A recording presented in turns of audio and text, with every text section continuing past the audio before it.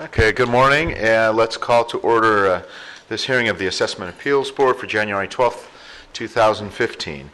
And I'd like to start by asking our clerk to call roll. Board Member Crow. Present.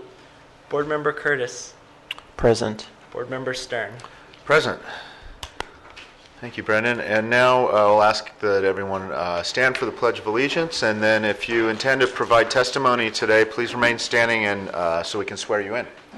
Ready, begin.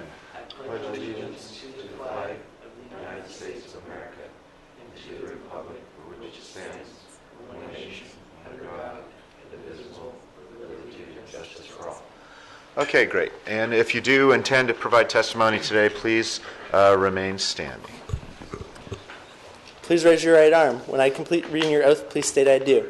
You do solemnly affirm that the testimony you're about to give and the matters now pending before this board will be the truth, the whole truth, and nothing but the truth. Thank you. Okay, great. First thing we'll do is go through all of the items on our agenda to determine their status, and then we'll come back to determine which cases we might hear today, and we'll start with our agenda review. The clerk of the board requests approval of the agenda review by the Assessment Appeals Board. The agenda review consists of the following agenda items. Item number 18 through 21. Application numbers 13/11079 through 13/10182. Applicant P.W. Gillibrand Co. Incorporated. Removed from the agenda due to submission of a withdrawal. Item numbers 23 through 25. Application numbers 13/10445, 13/10446, and 13/10448. Applicant Tishman Spire, Archstone Smith, Danny Mayer, continue to February 9th, 2015, pending receipt of original stipulation. Item number 26, application number 13/10447. Applicant ASN Thousand Oaks Plaza, LLC, Danny Mayer, continue to February 9th, 2015, pending receipt of original stipulation. Item numbers 27 through 28, application numbers 13/10449 and 13/10450. Applicant ASN Ventura, LLC, Danny Mayer, continue to February 9th, 2015, pending receipt of original stipulation. Item number 33,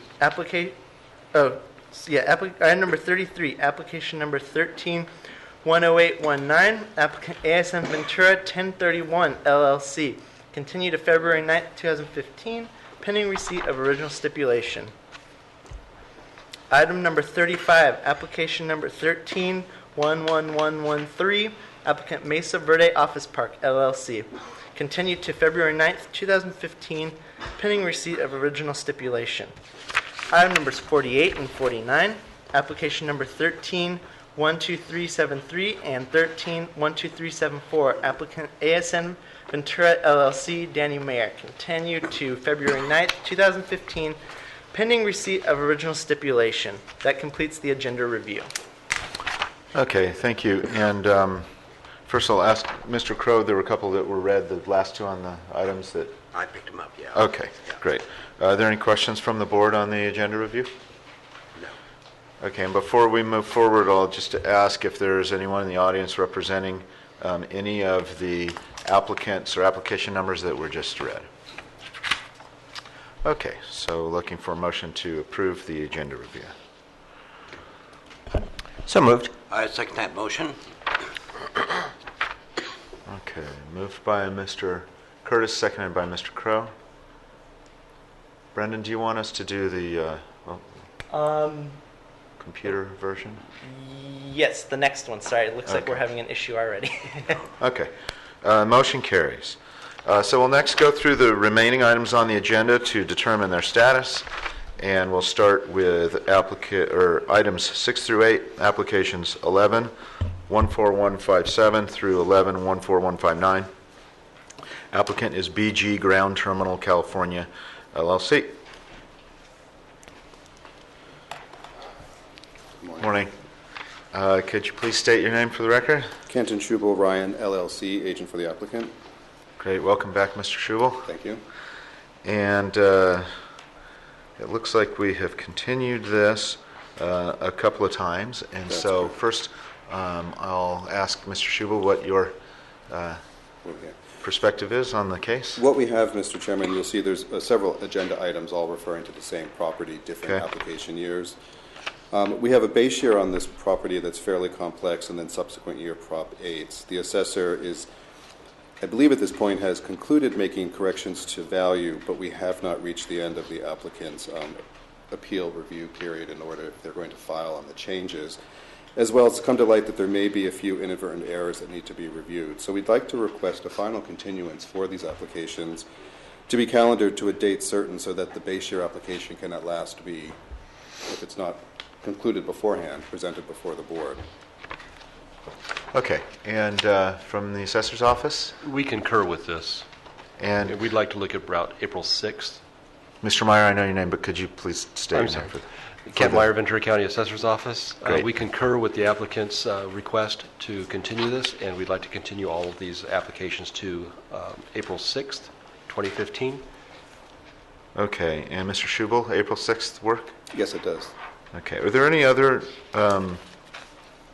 agenda items related to this, or are they all within 6 through 8?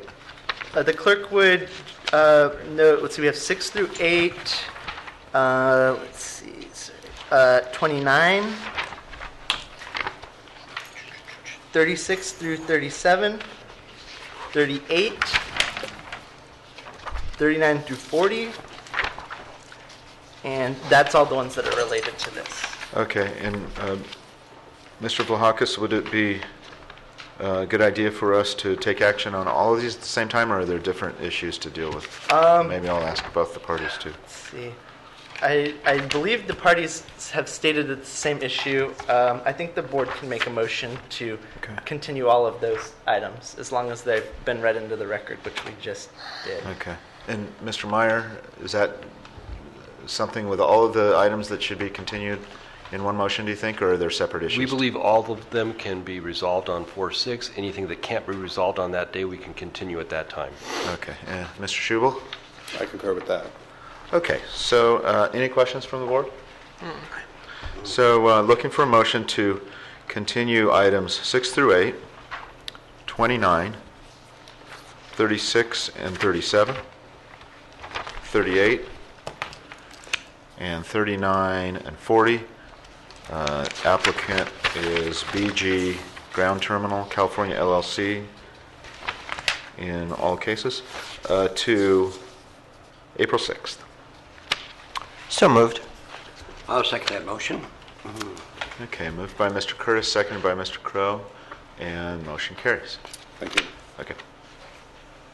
Can you try placing your votes in the computer system, please? Sure. I'm trying.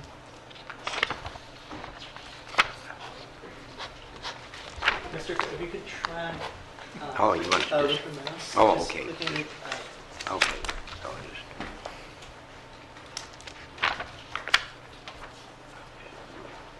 Okay, thank you. Okay, next we'll go to items 9 through 13.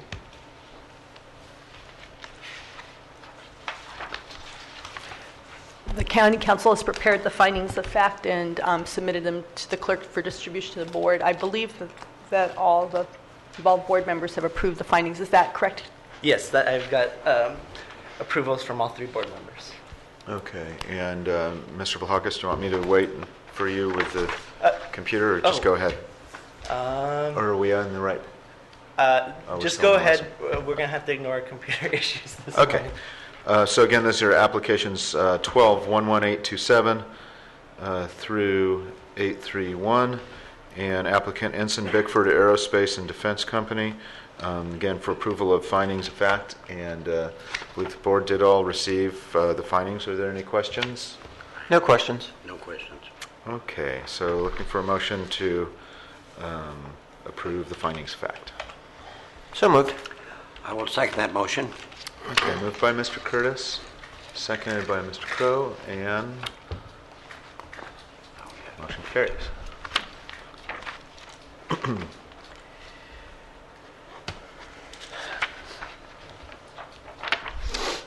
And next, item 14, application 12-169. Applicant is Bank of America, NT, and SA. And Mr. Vlahakis, just go ahead and tell me if I'm ahead of you or if you want me to keep going. No, just keep plugging ahead. Okay. Welcome back, Mr. Schubel. Thank you. This is continued from October 6th. It looks is. like. This is also an application of property where the assessor was making some changes based on an ownership determination involving a parcel split, or yes, a split, and a revaluation, half of which is done, the other half has not been concluded.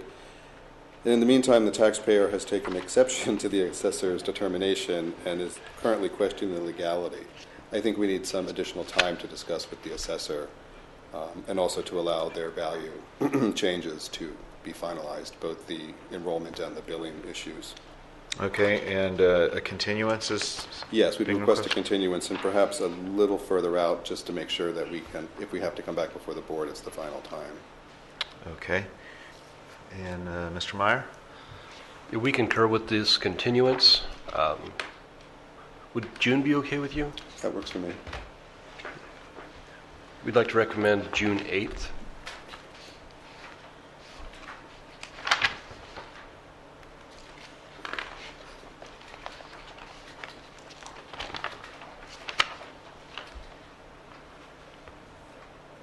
Mr. Vlahakis, is June 8th a good option?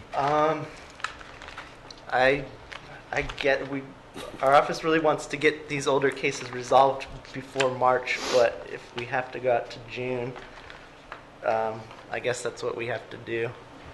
Is that a scheduled date for? Yes, June 8th is an available date as of this time. Okay, any questions from the board? I have I do have a comment. We'll all be celebrating my birthday together on that day, so You can bring the cake, sir. that'll be fun. Okay, so looking for a motion to continue to June 8th. So moved. I second that motion. Okay, moved by Mr. Curtis, seconded by Mr. Crow, and motion carries. Okay, thank you. Okay. Brendan, the other issue, should I discuss with you all? Yeah, I'll be in contact with you about that. Next, items 15 through 17, applications 749 through 751. Applicant is Lansco Properties, Inc., and it looks like we're continued from September 8th. Good morning. Good morning. Could you please state your name for the Sure. record? Robert Slavin, attorney for the applicant. Great, welcome back, Mr. Slavin. Thank you. What is your perspective on this application? I'll give you my perspective, but I think we've met with the assessor, and I think we mutually agree. We've made some progress as far as discussions regarding the contamination. However, there was a death, and this was due to a passing of a gentleman, and we have now found out from the State Board of Equalization that there may be a subsequent change of ownership, and there's also a mapping issue that has come to our attention. And these are issues that potentially may make these applications moot. However, they need to be verified and determined by the assessor. If they do become moot, then the assessor would have to revalue with a different date and a different percentage, and we would have to refile. So there's a lot of moving parts over here, and unfortunately we have a deceased individual who their family members are handling the administration, and we thought it was a simple contamination case. Unfortunately, it's not. So we do need some additional time here, and I think we're probably talking at least until June 8th. There may even be some legal issues regarding title on this matter. Applicant certainly is willing to sign whatever waivers to the statute of limitations that the board may request, but we need to get the ownership and mapping issues resolved actually prior to even the valuation issues. Okay. Mr. Meyer? Christopher Horn for the Assessor's Office. Good morning. Mr. Horn. The Assessor's Office concurs with Mr. Slavin's synopsis that this is very ugly. What was thought to be a simple contamination issue has morphed into a property transfer and percentage issue that really needs to be sorted out, like he said, before we even get to the valuation process. And because of the title issue, we are also requesting that this be pushed off as far as possible. Okay, and the applicant had requested June 8th. Is that, is there a different date, or is that date okay with the assessor? That date works with the assessor, and if, I'm sure the assessor's office and Mr. Slavin will be in contact with each other between now and then, and we will continue to work to try to eliminate the need to, one, come before the board with a valuation issue, or come back before the board and have to push this off again due to any other issues that have come up. Great. Any questions from the board? Is there a 2-year waiver that's required based on the? There's a 2-year waiver on file. Okay. So looking for a motion to continue to June 8th. So moved. I'll second that motion. Okay, moved by Mr. Curtis and seconded by Mr. Crow. Motion Mr. Clerk, carries. I was going to say, the same would apply with, do we go in order because it's the same same applicant, yeah. item 44-45? Oh, Yeah, if the thank board you. wishes this same applicant, it covers item number 44 and 45, if we can address that now. Okay. Any comments from the assessor on that? It's the same song, different verse. Okay. And any questions from the board? I have none. Okay, so then, I believe, Mr. Curtis, were you the maker of the motion? I think we'd have to amend it I to believe so. include items 44 and 45. So moved. I'll second that motion. Okay, so you moved very by Mr. Curtis, seconded by Mr. Crow. And items 44 and 45, just for clarification also, continued to June 8th. The assessor would like to ask the clerk of the board a question regarding items 44 and 45. Would it be preferable to have a 2-year waiver on those as well? I'm showing that the 2 years don't expire till 2016, so, oh wait, wrong one.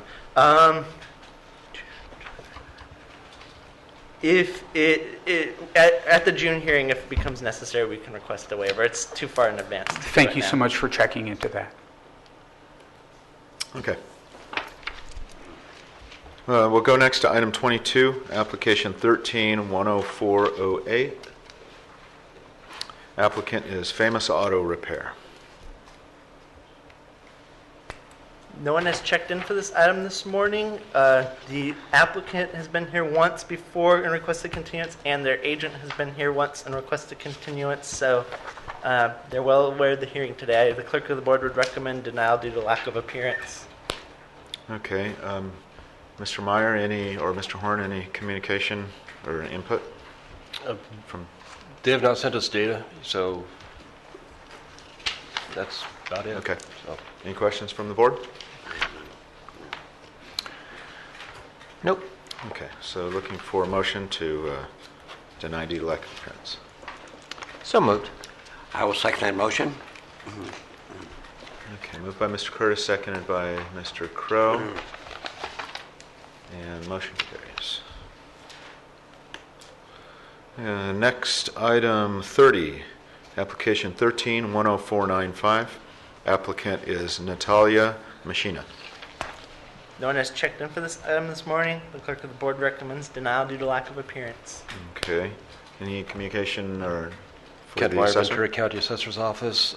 We have communicated with the applicant, and we believe everything has been resolved. Okay, any questions from the board? I have none. Okay, looking for a motion to deny due to lack of appearance. So moved. I'll second that motion. Okay, moved by Mr. Curtis, seconded by Mr. Crow, and motion carries. Next, item 31, application 13-10498. Applicant is the Sarabia Family Trust. The clerk of the board was delivered an original stipulation this morning from the applicant. The clerk of the board would recommend that the board review and approve this stipulation this morning if they would Okay. concur. I'll first hand it to counsel. She has not seen it yet. Thank you.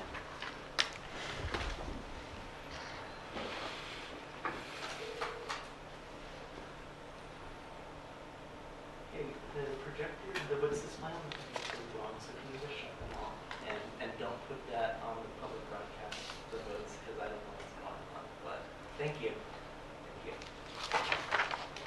Stipulation.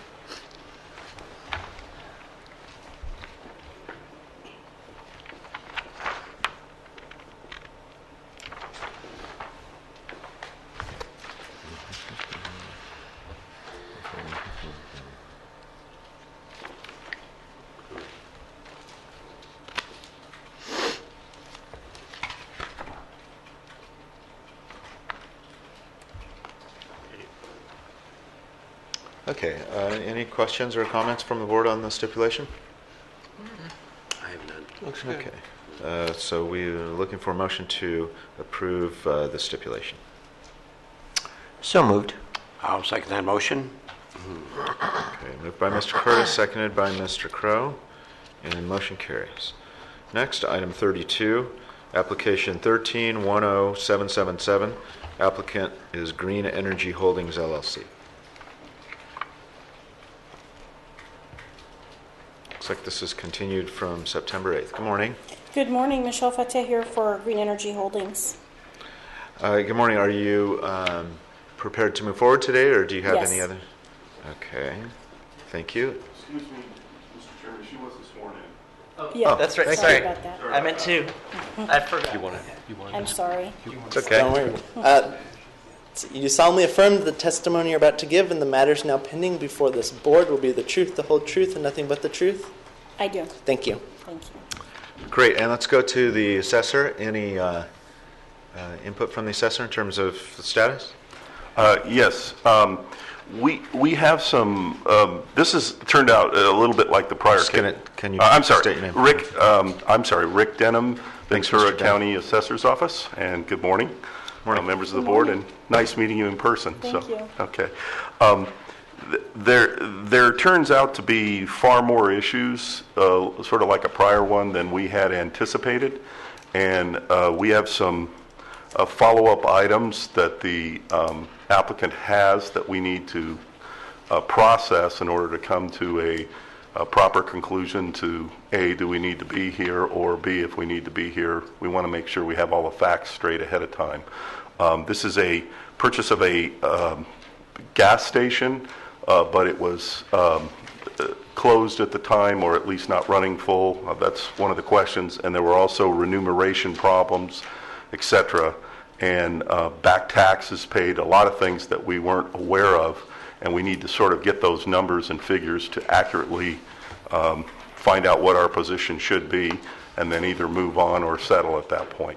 So we would like to postpone this, subject to having, we have a list of specific items we need.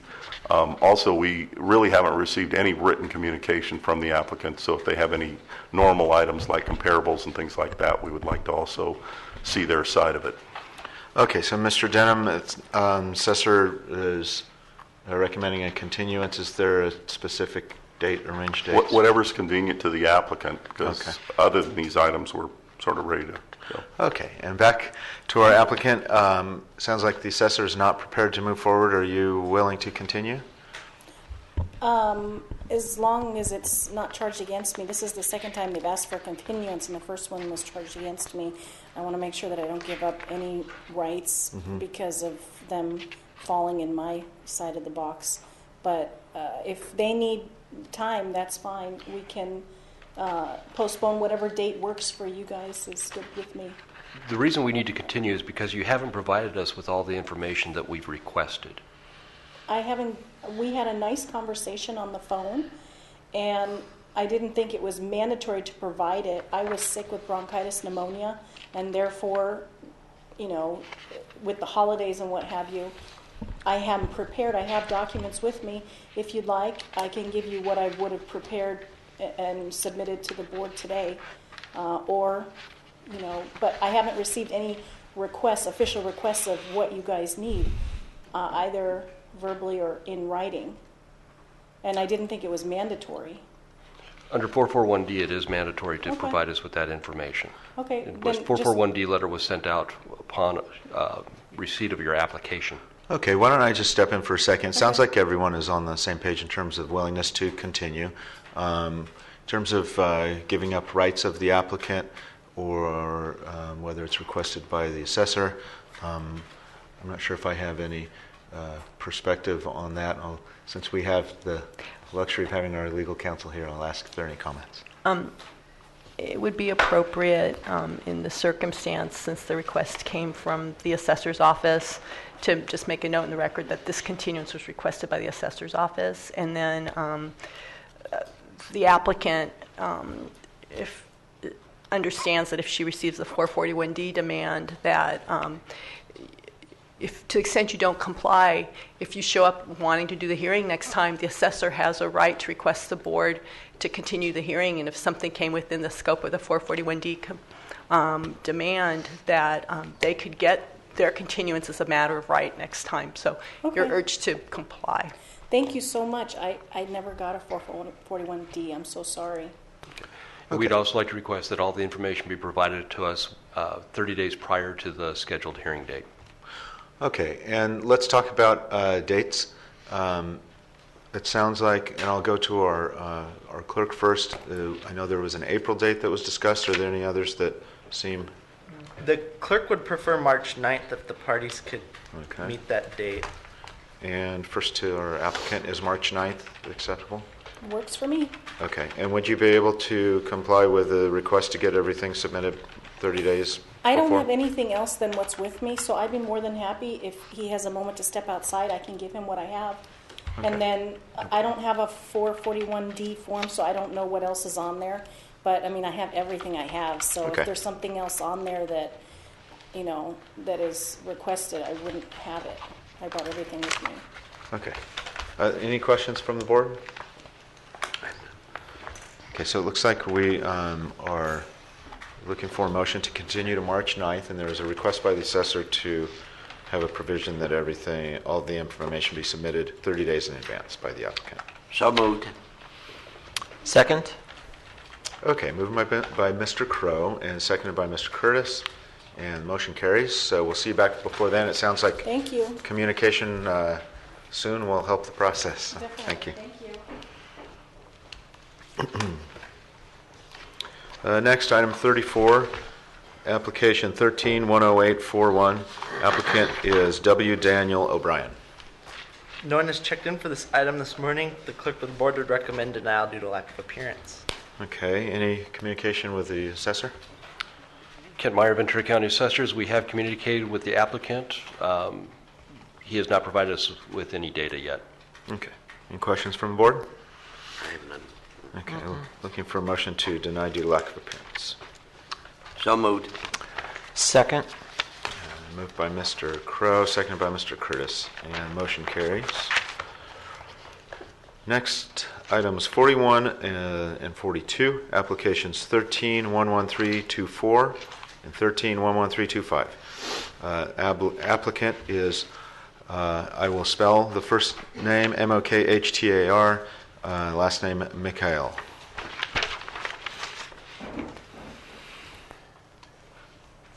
Good morning. Good morning. Could you state your name for the record, please? My name is Mokhtar Mikhail. Okay, great. Thanks, Mr. Mikhail. And are you prepared to move forward today? Yes. Great. And we'll go next to the assessor.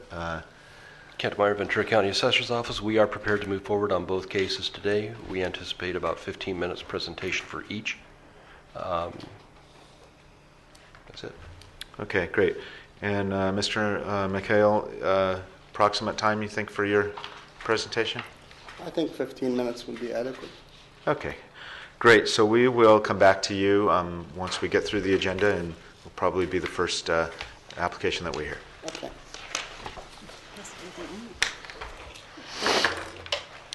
Next, item 43, application 13-11843. Applicant is Klein 9. Yes, the assessor's office received and forwarded a preliminary stipulation on this item this morning. So the clerk of the board would recommend that the board continue to February 9th, 2015, pending receipt of original stipulation. Okay, assessor, okay with that? The assessor's fine with that. Okay, Mr. Vlahakis, did you say February 9th? Yes, February 9th. Okay, any questions from the board? No. Okay, looking for a motion to continue pending stipulation to February 9th. So moved. Second? Okay, moved by Mr. Crowe, seconded by Mr. Curtis, and motion carries. Next, items 46 and 47, applications 13-12353 and 13-12354. Applicant is RDK Land LLC. The County Counsel's Office will need additional time to prepare findings, and we would ask that the board continue the findings of fact approval to January 26th. Okay. Any comments from the assessor? No comments from the assessor. Okay. And any questions or comments from the board? Okay.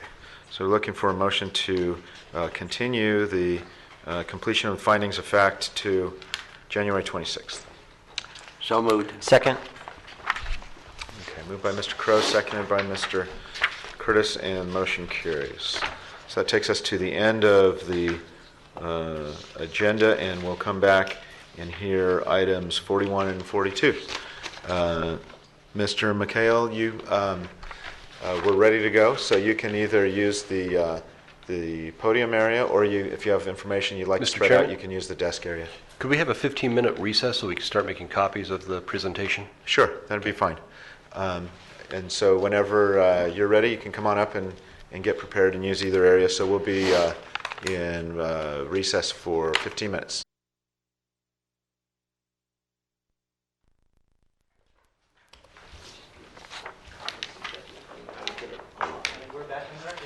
Okay, we're back in session. It's 10:15, and we're hearing items 41 and 42, applications 13-11324 and 11325, and the applicant is Mokhtar Mikhail.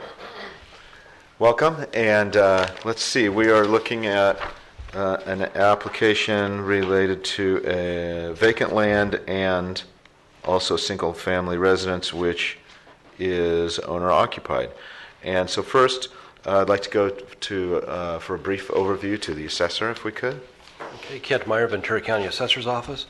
For application 13-11324, it is a vacant lot in a residential neighborhood. We have a factored base value of $721,340, and we have $300,000 on the roll. Because it is non-owner occupied, the burden of proof is on the applicant. The other application is 13-11325. It is an owner-occupied residence, and therefore the burden of proof is on us. So we'd like to treat this as two separate units. So take each application one at a time. Okay, that seems logical. Any questions, comments from the board on that? I'd like to get the perspective of the applicant on that. Okay. And to our applicant, Mr. Meyer had just communicated that because they are two separate applications and the nature of the property is separate, that they would like to look at them separately. No objection. Okay, great. And so why don't we start with the first application we'll handle them numerically, and we'll start with 13-11324, which is the vacant land. And again, the burden of proof would be with the applicant in this case, and so that determines also the order of presentation. So what we'll do is start with the presentation by the applicant, and then everyone will have opportunity to ask questions, and we'll do the same for the assessor. Excuse me, Chairman Stern, I would just like to ask the clerk to clarify. It seems that on both applications, no findings are requested. Is that correct, that neither side has requested findings? Yes, the clerk has confirmed a few moments ago that neither party is requesting findings of fact on these Thank you matters. very much. Okay, great. So, Mr. McHale, this would be a great time if you have information to present. You can give that to the clerk.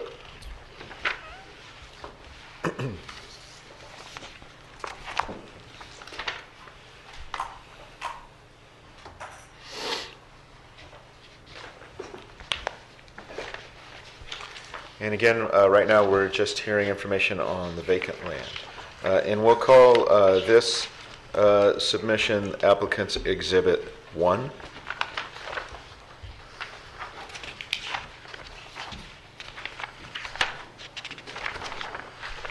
Looks like everyone has it. So whenever you're ready, go ahead.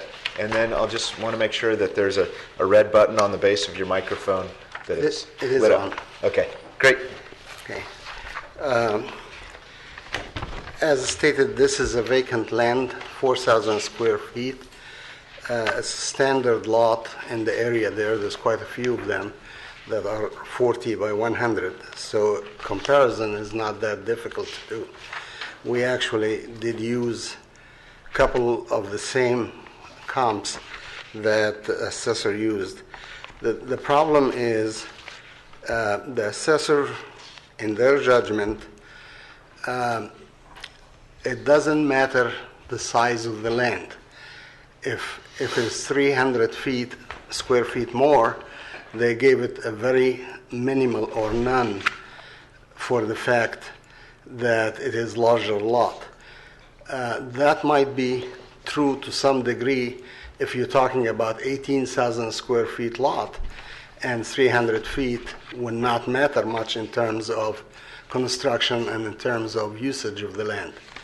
When you're talking about small lots like that, the 300 or 400 feet is a high percentage of the size of the land and contributes quite a bit to the usage of the land. You can put a much larger home on a lot that's few feet more than the one that you have.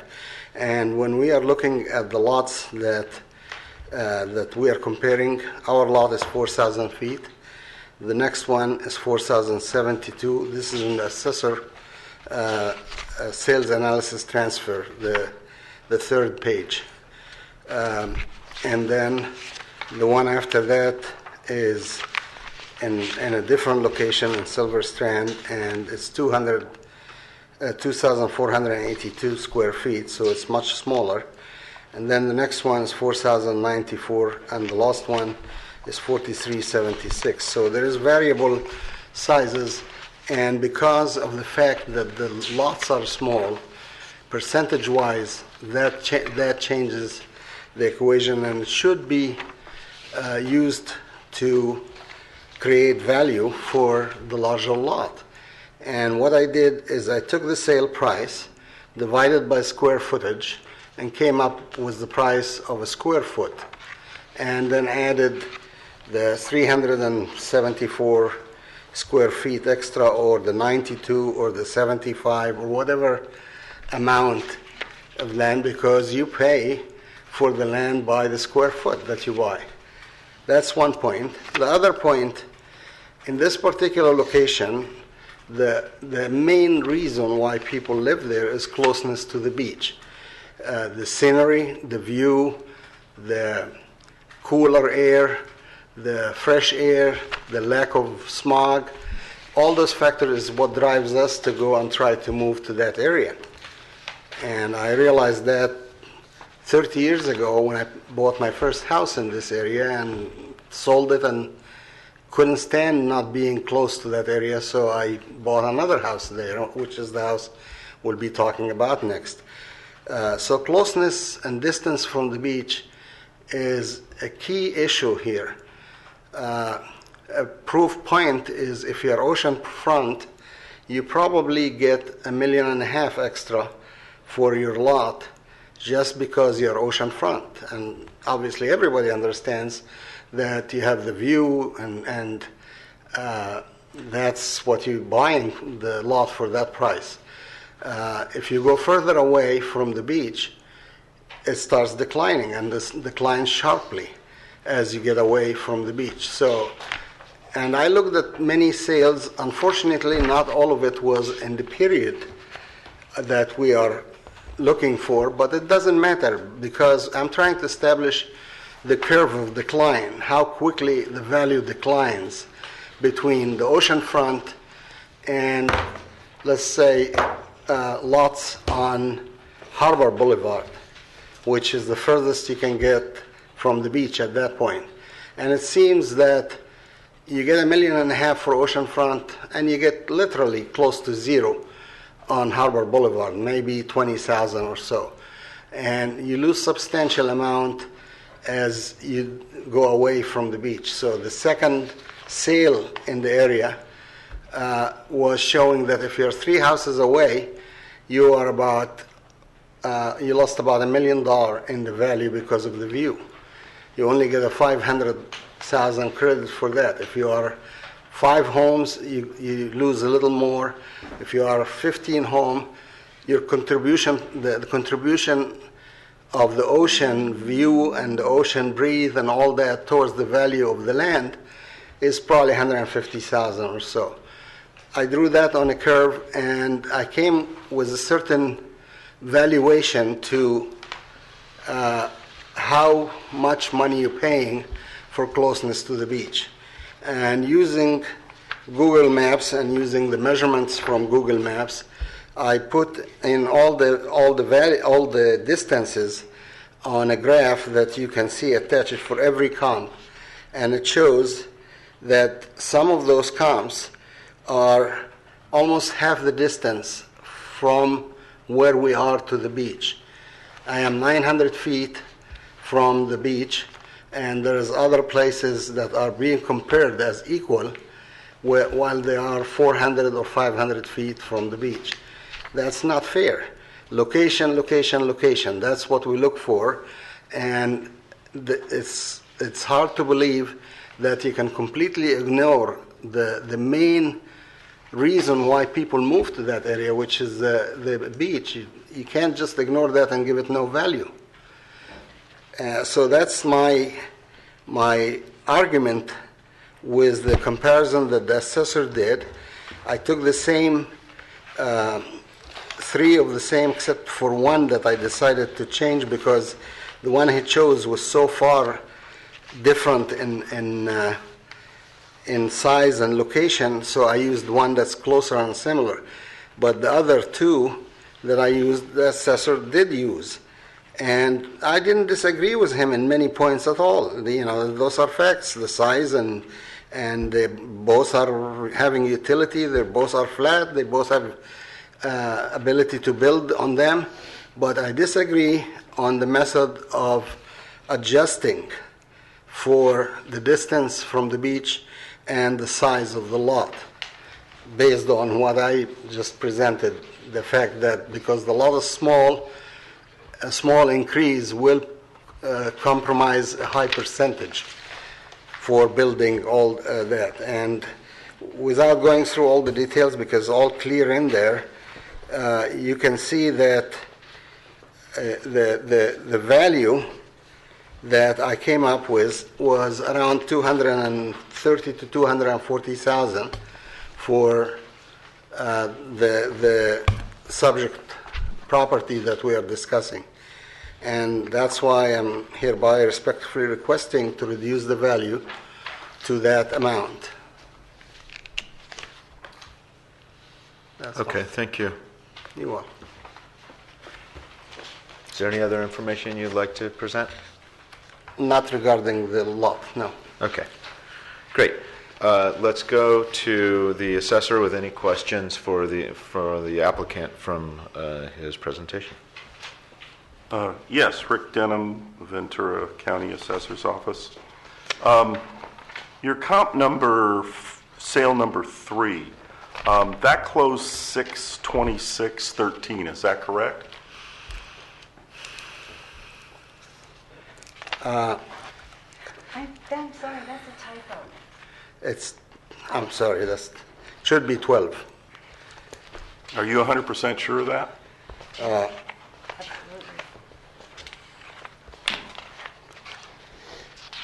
Yes, I'm sure of that. And I'm sorry, can I add something, even though I said I didn't need to add anything, but can I add something to my presentation? Yeah, It takes go 1 ahead. minute. Sorry for interrupting. Can you go run this on there? It's okay, let's just wait 1 second, and then Yeah. and then you can go ahead and do that.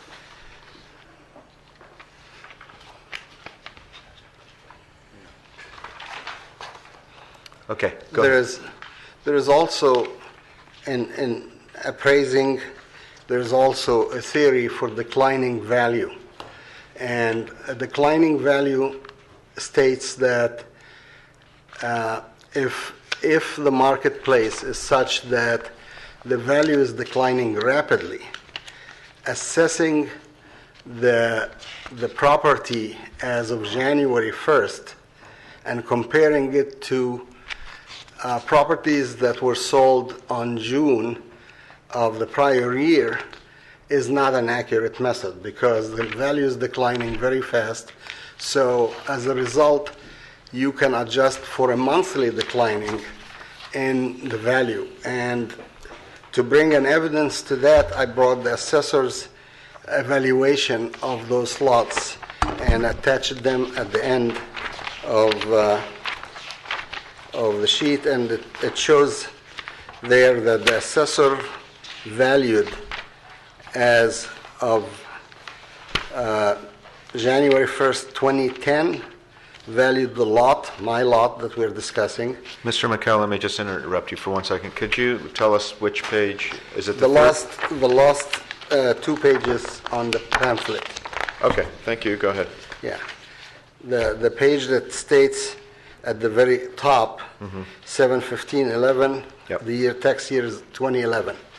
And if you look at the end of the diagram there, the square there, it says total value last year was $525,000. They valued the lot at $520,000, and then the value for 2011, so that was 2010 it was $525,000. For 2011 was $320,000, and then on the next page for 2012 is $320,000, and for 2013 is $300,000. So you can see a declining value in 4 years from $525,000 to $300,000, almost 40% decline in the value.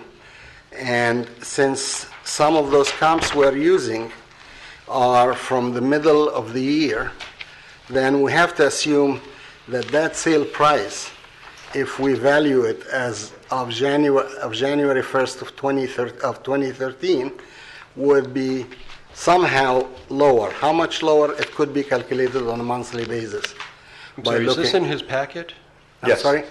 This is in the package at the very last 2 pages. The last 2 pages. The last 2 pages are a tax bill. Right. Yes, that's what I'm using. He's verifying the enrolled values for 2011 through 2013. Actually, 2010 to 2013. Thank you, 2010 through 2013.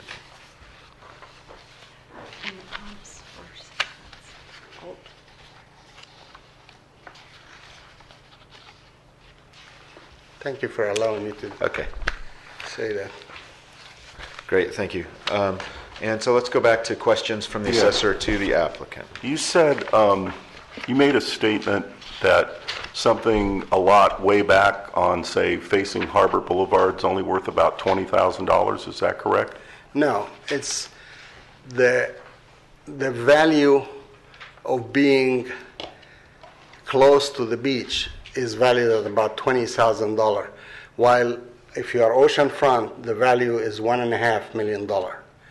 So if you took the house that's oceanfront and moved it all the way to Harbor Boulevard at the very end of the Mandalay Shores, it will only be valued at its fair market value plus $20,000 for being in that area.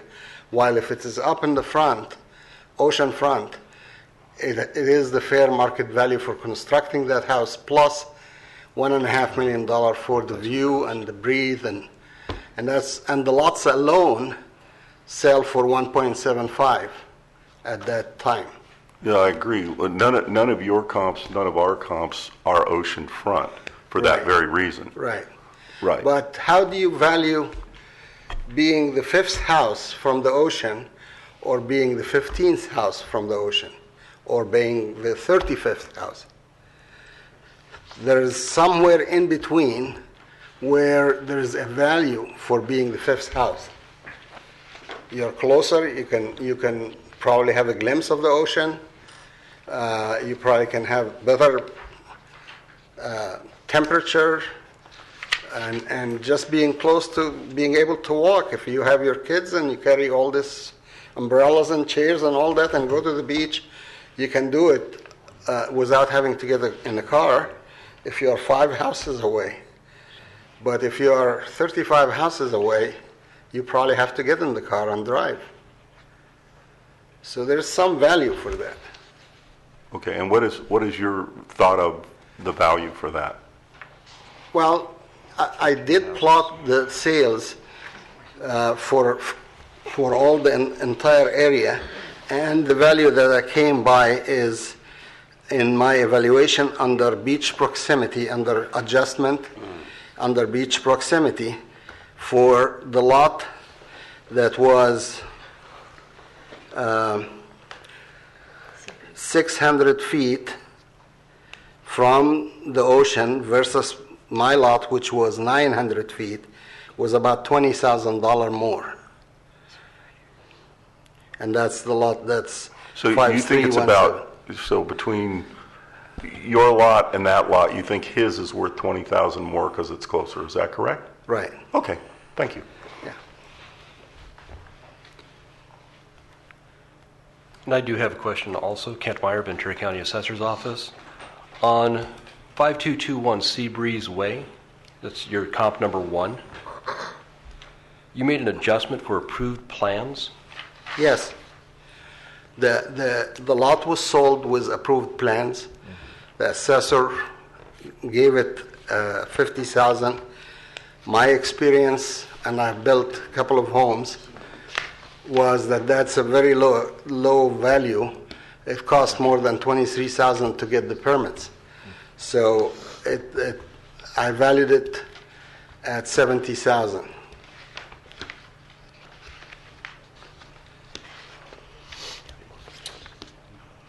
No further questions from the assessor. Okay. And questions from the board to the applicant?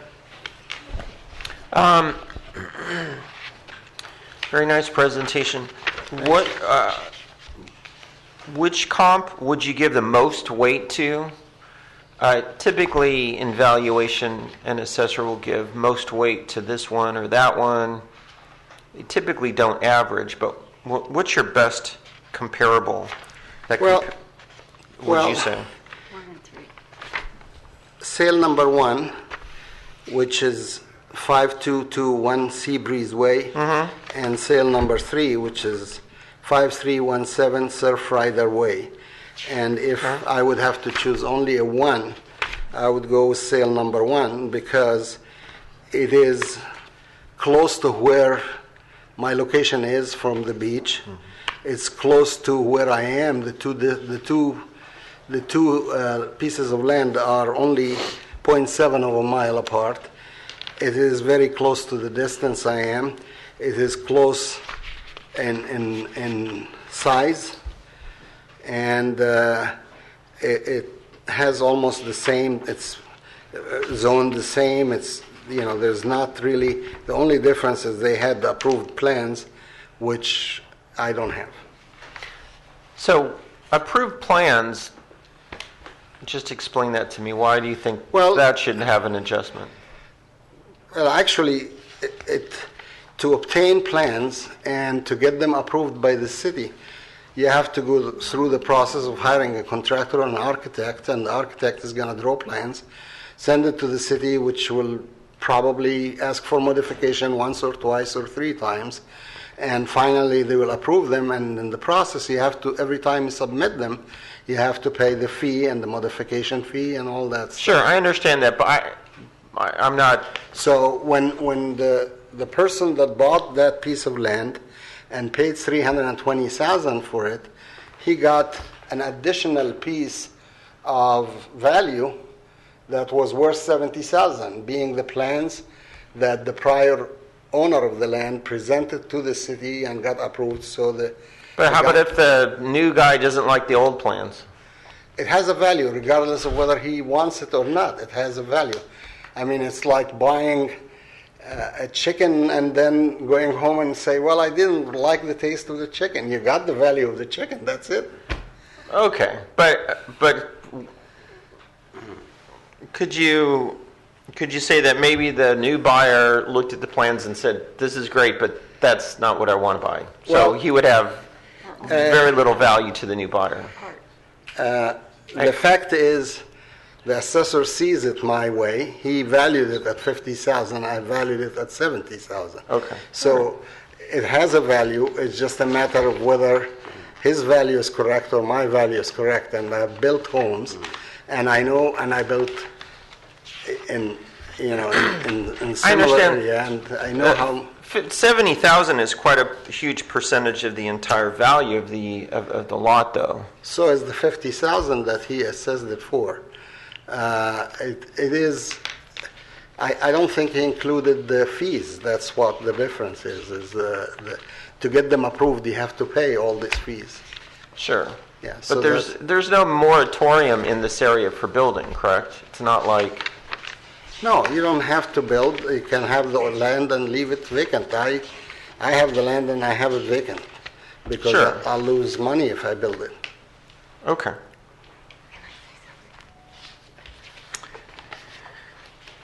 Sir, my name is Margaret McHale, and I would like to say something. Hello. He said the plan's value on an approved basis was $50,000, and we actually knocked on the door of the other comp that he used, and I found that their approval process for their plans was $65,000 so far. They paid quite a lot for their lot. It's closer to the beach, but then they had to pay the money for the plans, and they had suggested the $70,000 versus the $50,000 because they've spent $65,000 and they're not done. Sure, I understand. But you're talking about the cost versus what the value is, correct? So if I'm going to be buying a vacant land and I just want it vacant just because I'm an adjacent owner and I want to have chickens there, the value of the plans to me would be valueless, correct? Agreed, but Okay. we're only $20,000 apart. It's not Okay. the material. All right. I'm not Just saying that I about agree with disagreement. any value, so I'm just trying to get a sense of how you're getting that, because that looks to me like maybe the bone of contention between both of you. No, the bone of contention is the feeling that being closer to the beach Has no value. we think it costs a lot more. We would love to be a little closer to the beach, but it costs $500,000 to Sure, I understand. cross Mandalay Beach Road. So we're back farther. No. Okay, very good. No, I bet you the assessor feels being closer to the beach is more valuable too. It's just how you probably both value it. No further questions. Okay. Mr. Crowe, do you have any questions? I have no question. So I just want to clarify a couple of items. On the fourth page of your presentation, it shows the map from Google, and I just want to clarify the two lines that are perpendicular from the beach show the distance. My understanding is the line on the left shows the distance from the beach to the subject property. And then okay, good. And the line on the right side of the page shows the distance from the beach to the comp number 1, right? Correct. And then the line connecting those 2 points is obviously the distance Proximity between to the the two. subject, yeah. Okay, thank you. And then the same would apply, it looks like the Surfrider comp, which Yes. is a few pages later, Yes, same format. the one in then- Pasadena is quite a distance because it's on Silver Strand. Right. So I did not bother to include the line. Okay. Okay, I don't have any other questions right now. Any other questions from the board? Okay, great, thank you. So we'll go now to the assessor's presentation. Thank you. Always hand them out. Thank you.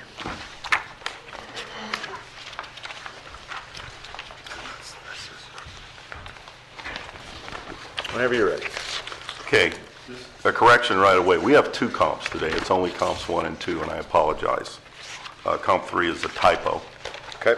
And I do apologize to that. Also, the adjustment they were talking about from the assessor's office was not made by me. It was made by a prior appraisal with their knowledge. And I'll start out by sort of commenting on that. I have the same difficulty that Mr. Curtis brought up, which is having a set of plans is wonderful, but more often than not, the next person doesn't necessarily want to build that exact set of plans. So it almost, I don't want to, it's certainly helpful to have them, but in the case of Oxnard Shores, all lots are developable. If you have a vacant lot down there, you're going to be able to build on it, which is very important relative to Ventura County, because unfortunately, in not all areas can you build anything in Ventura County, as we know, even with a vacant lot, quote, zoned, ready to go, unquote, especially if it's on a bloody hillside. So having a vacant lot that you know you can build on in itself is intrinsic. And all of Oxnard Shores is that way. And I learned through this appraisal, there's a lot of vacant lots down there in Oxnard Shores, which I was surprised at. You know, I thought I was going to be looking at a rare occasional lot. So having said that, looking at my appraisal, I'm going to first take you back to kind of a hard to read map. I've tried to do this different ways in terms of, it's the final page for everybody, if you would. Unfortunately, this system I wasn't able to mark on, but their lot is the very lowest one closest to the green area at the bottom. So that's their lot. And one of the things you have in Oxnard Shores is where is the beach. As you can see, up until about their street, the beach goes out, houses go all the way out. If you go 1 block to what would be the south, the beachfront starts earlier. And so distance from the beach is sort of relative. As they walk, if they cut one little street to the south, they can, quote, hit the sand sooner than if they walk straight down their street and finally get to the beach at the far end. And as you can see, the houses are uneven as to where they end and start at the beach, not just there, but on further north, etc. So it's kind of a different illustration. I think in our hearts we know, and I think by the way, the $20,000 figure is pretty good. Over, I'd say every 5 lots, if I had to add to that. I sometimes don't find much of a difference between lot number 12 and lot number 8, for instance. But I might see a difference between lot number 9 and lot number 20. So there's kind of a fudge factor there, for the lack of a better thing.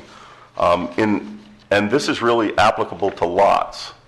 We're going to look at houses later, and it's not as applicable, and I don't have any idea why. But that's what the marketplace tells us. So in this case, it does tell us the closer, the better. I guess here's where I'm at with it. I look at, obviously he's actually presented my comps for me. They were 1 and 2 officially. And right now, and adding his comps, you have a different prices all the way from a low of, I believe, $249 to a high of $385. And you know, what is his place worth? What is his lot worth? How did we conclude $300,000? We sort of took a middle ground, and that's where we went. We also did something else, though, and this is maybe will help you because we look at this all the time. This particular taxpayer bought both this place and the one you're going to see at, frankly, what we consider at the top of the market. And they bought it in 2005, is that correct? Correct. And would you agree that you, oh boy, it's hard to say nicely, but you were towards the top end of the market? It was close to the top end of the market. Yeah, exactly. And what I notice when I look at the top of the market, they bought this lot for $500,000. We are now assessing it some almost, in this case, 8 years later, at about 60% of its value. So I do look at that. Is that kind of normal? Does that fill in? It actually fits in at the lower end of what we're seeing the recovery. In other words, are all houses or properties in Ventura County only 60% recovered? No, most of them are higher than that. But this is a vacant lot, and vacant land did, A, take a further drop, and B, took longer to recover. But still within that framework, I think 60% sounds about right. I found a couple of comps in the 3s. I found one, like you said, in the low 2s. I looked around, and I came to a conclusion that the $300,000 was at least in the range and a real possibility of a sale for 1113. I noticed the applicant's value, I believe, is $237,000, and that seems out of place. That's less than 50% of the peak. It's in the 40s, and the 60 seemed more in place from that standpoint and from the comparable sales. All comparable sales prices were a little higher than that from the very bottom, and of course the very top was quite substantially higher than that. I saw what the original appraiser did. They did not go to the top. They didn't go to the 385. They sort of took a middle ground, and that's kind of that's why I concluded that the original value was, and by the way, vacant lots are never perfect, but certainly in the range. I will say this, normally when I do vacant land, I don't have any comps in the subject area. I usually have none. And if I get one, I'm thrilled. When I get two, I'm ecstatic. I don't usually go down to Silver Strand like he did and compare, because it just doesn't usually work out apples and apples. So that's my deference there.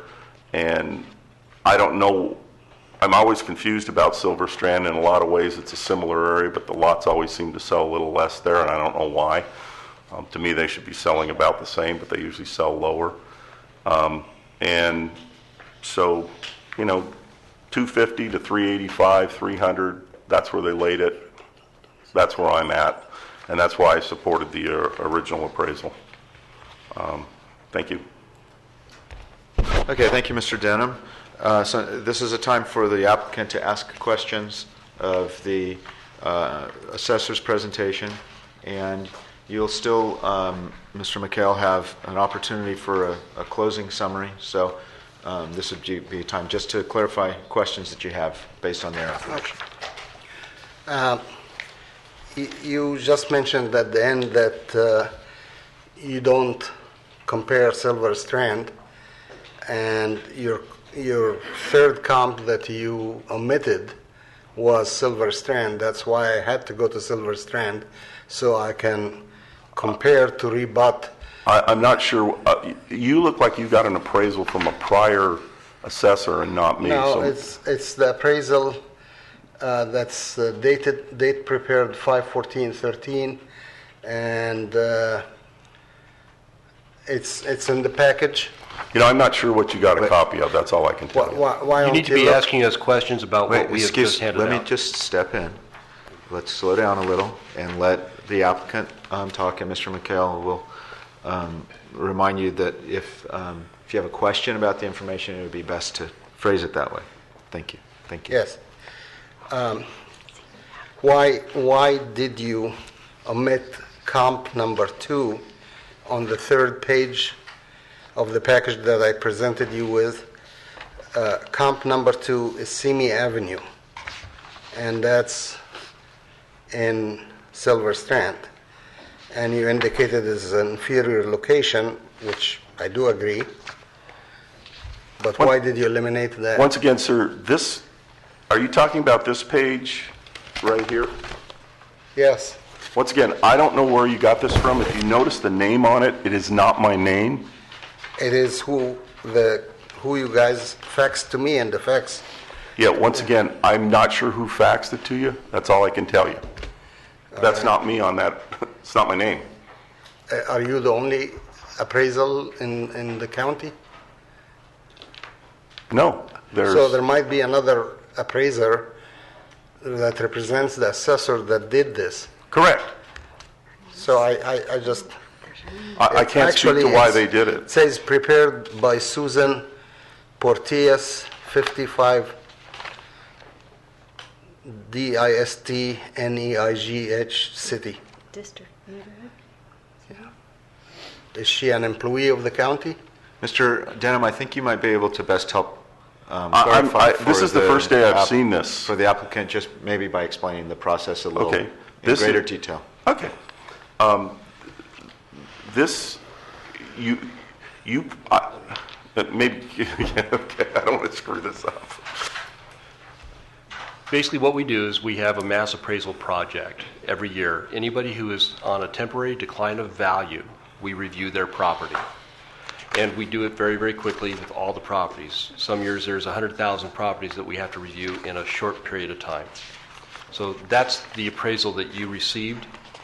I don't know where you got that, if you called and requested it. It was not Richard's appraisal, it was somebody else's. So that was during the Prop 8 review period. So I'm sorry, I for didn't this know that application- Richard is the one I should ask for. So for this application purpose, Rick created his own appraisal. So I guess the question that you're asking is, why did Rick not include that property in his appraisal? Is that My correct? question is, the county assessor have included that and provided me with it. Why was it eliminated? As required. So I think the question is why that wasn't included, and Mr. Denham, if you could just answer that, we could move to the next. This is, although we have, I would tell you this, the assessor's office is not monolith. We have individual appraisers who come to their own conclusion for lots of reasons. And I'm not a big fan of going down to Silver Strand, so I didn't look down there for data. I stayed in Oxnard Shores. So that's personal. That particular appraiser at that time maybe thought it was relevant, or her thought process is different from mine. Yeah, the appraisal that you provided me today. Wait a minute, I'm not done yet. I'm sorry. And the reason for that is I'm not comfortable with comparing those areas against each other from a historical standpoint. I've looked at them a lot over the years, and they never seem to match up like I think they should. And so I've tried to sort of keep them separate. Although I could understand your standpoint, and many members of the public in your area or Silver Strand, they're kind of looking all over what I call Area 32 of Oxnard. But I don't, with the whole vacant lot situation, I haven't seen it match up, I guess. And that's why I didn't particularly myself look at that comp. Okay, moving on to another question. Is the last page, that the picture that you provided in your appraisal here, you mentioned that we are the lost home or the lost row of houses before the recess in the building. I want to point out we actually are not the lost, we're the second from the last. So if you draw a straight line, which is the shortest line when I was using Google Maps, I used a 90-degree straight line to the sand. Those are the distances that I got. Also, the fact that there is no house in there does not mean that land is not owned by somebody that possibly will build a house in the future, because there is still vacant lots in there. So the argument of saying that if we maneuver between the houses, the distance will be shorter is not really valid. Is that a question or your opinion? No, the question was why you mentioned that this is the lost row. That's not the lost row. I'm just adding that this is not the lost row. It's the second I from understand last. our opinions differ, sir. And also, you stated that the area that's sand that's closer to our house is a beach, but it isn't. It's the dunes. Beach, a recreational area, once you hit the dunes, goes on for a long way. You have to trudge through heavy dunes to get to the actual oceanfront beach. It isn't a recreational area where it's close to us at all. It's covered with plants, and it's not really something you would want to walk in, or it's not part of a recreational place. Ms. McHale, thanks. I just want to make sure we stick to questions, and you will be able to summarize your Yes. information. I have So a if there's- question. I watched the video, I read all the instructions, and I understood that we were to exchange information in advance and use that information as a basis for preparation for today, which we did. And we got it from an authorized person at the county, and we're not informed that it wasn't the basis for the $300,000 decision that was made. We were told conversationally not to use the dunes. There were 5 lots if you include the 3 that sold in the dunes. So there aren't that many places to go. You have to go to the dunes, or you have to go to Silver Strand and Oxnard Shores. Some of them were 5 sales in the time appropriate period. And personally, we would think dunes is better, but the CME was instructional for us. That was prepared by the lady at the county. But he can't give us data today and say, oh, use this, because... Let me just step in for a second. I can totally understand your frustration, and the process is one that takes a little while to get acclimated to. In terms of the questions from their presentation, that's one subject. In terms of the information that they presented, and if our legal counsel wants to comment, that's fine as well. But there is a process where the original information can change that's sent by the assessor unless there's a formal exchange of information process that's initiated. And I forget the legal section that refers to. But the information that the assessor presented today is within the guidelines of the process. I understood that we had formally exchanged information. Okay. A month ago. There was no formal exchange under 1606.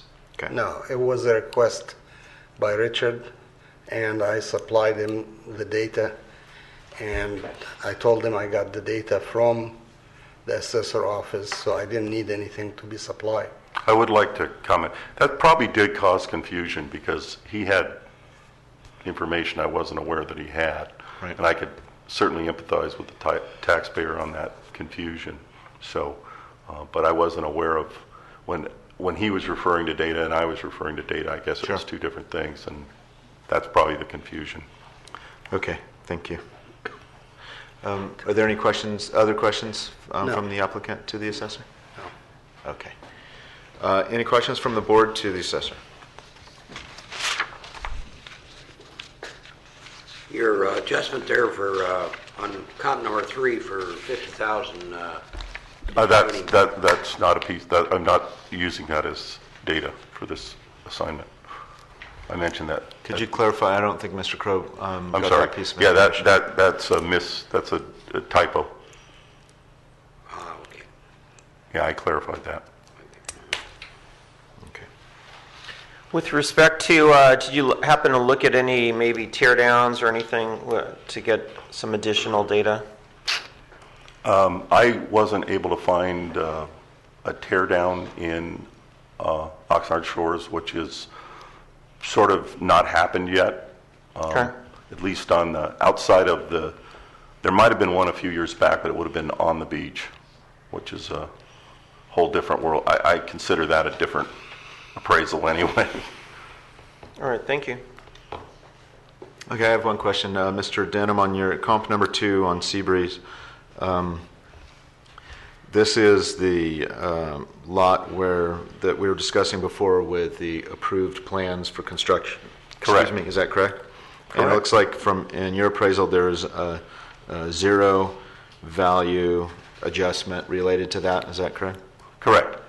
And I know that we're not talking about any in terms of today's information, the prior information submitted by the assessor may not be valid, though it is part of the applicant's submissions. And so the 50,000, it appears, tell me if I'm getting it right, it appears that the prior appraiser involved assigned a $50,000 adjustment. That's correct. But your opinion is that there's no value in the plans? The problem that I have, as brought up by Mr. Curtis in his earlier question, and I have the same problem, is most of the time, by the way, the cost, I agree with the applicant, the cost is even much higher than the 50,000. That I would agree with 100%. But most of the time, in an area like Oxnard Shores, where they're not purchased by builders, they're usually onesies, as we say, in most cases.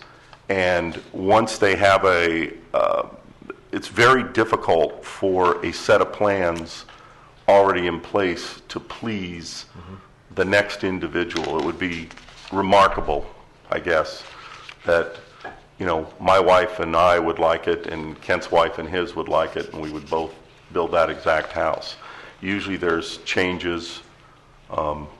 Usually it's complete change because everybody has their own. When people who build their own house are really particular, and they don't often, buy a house to have a set of plans already done for it. Okay, thank Sir, you. can I have a question? Okay, let me just finish. I'll have one more, and then if you have another question, then you can ask. Okay, Oh, it's so a technical question I don't know the answer for. Okay, so we'll get to that in just a second. Thank you. And then one other question related to comp number 1, which is on Whitecap. Mr. Denham, it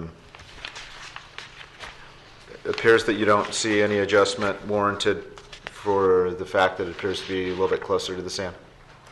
Once again, it's kind of the rangy thing. Okay. I look at the world differently in terms of the following.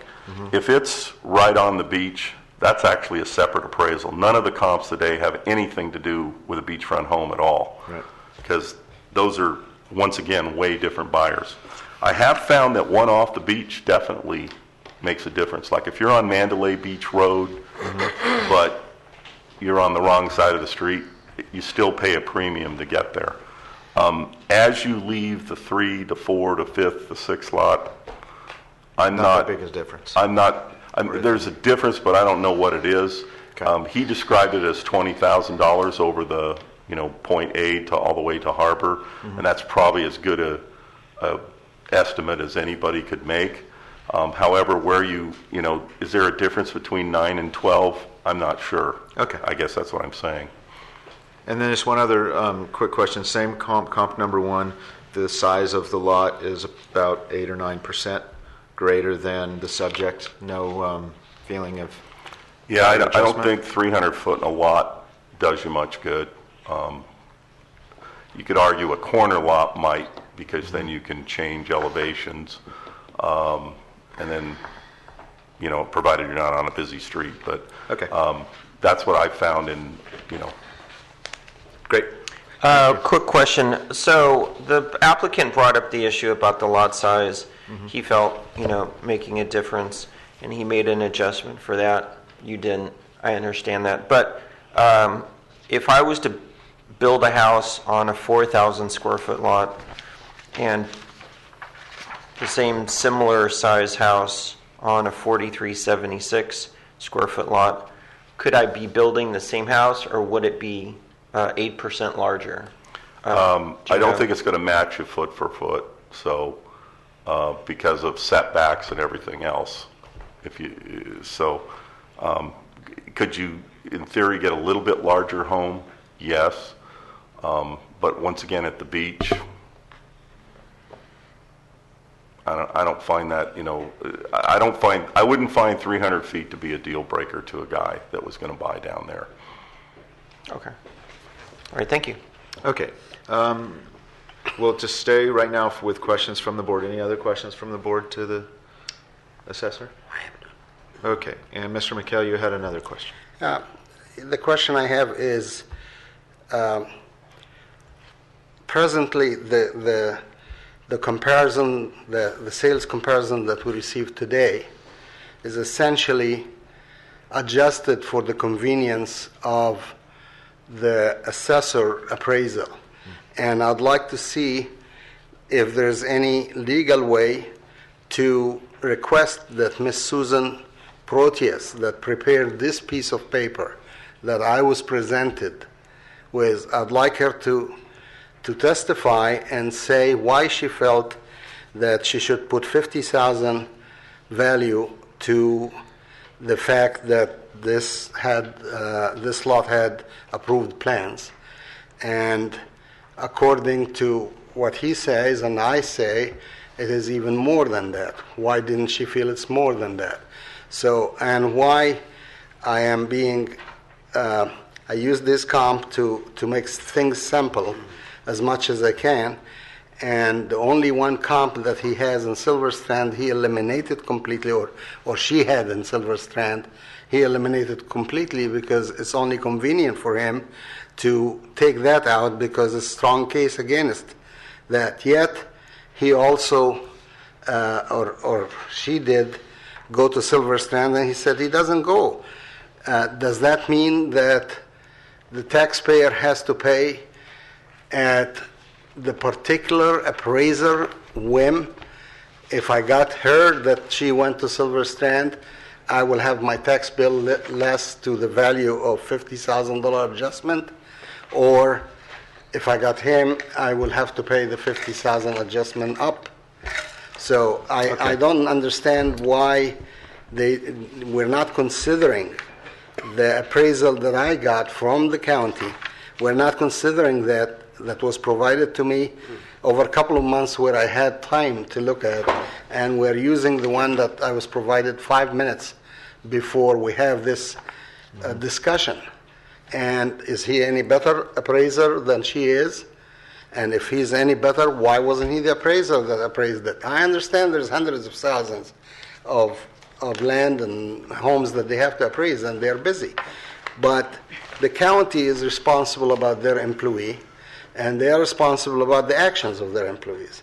So if this is a valid appraisal that worked under as an agent for the county, I shouldn't be presented with the same appraiser with elimination of all the factors that are in favor of the taxpayer just because we want to reach a conclusion.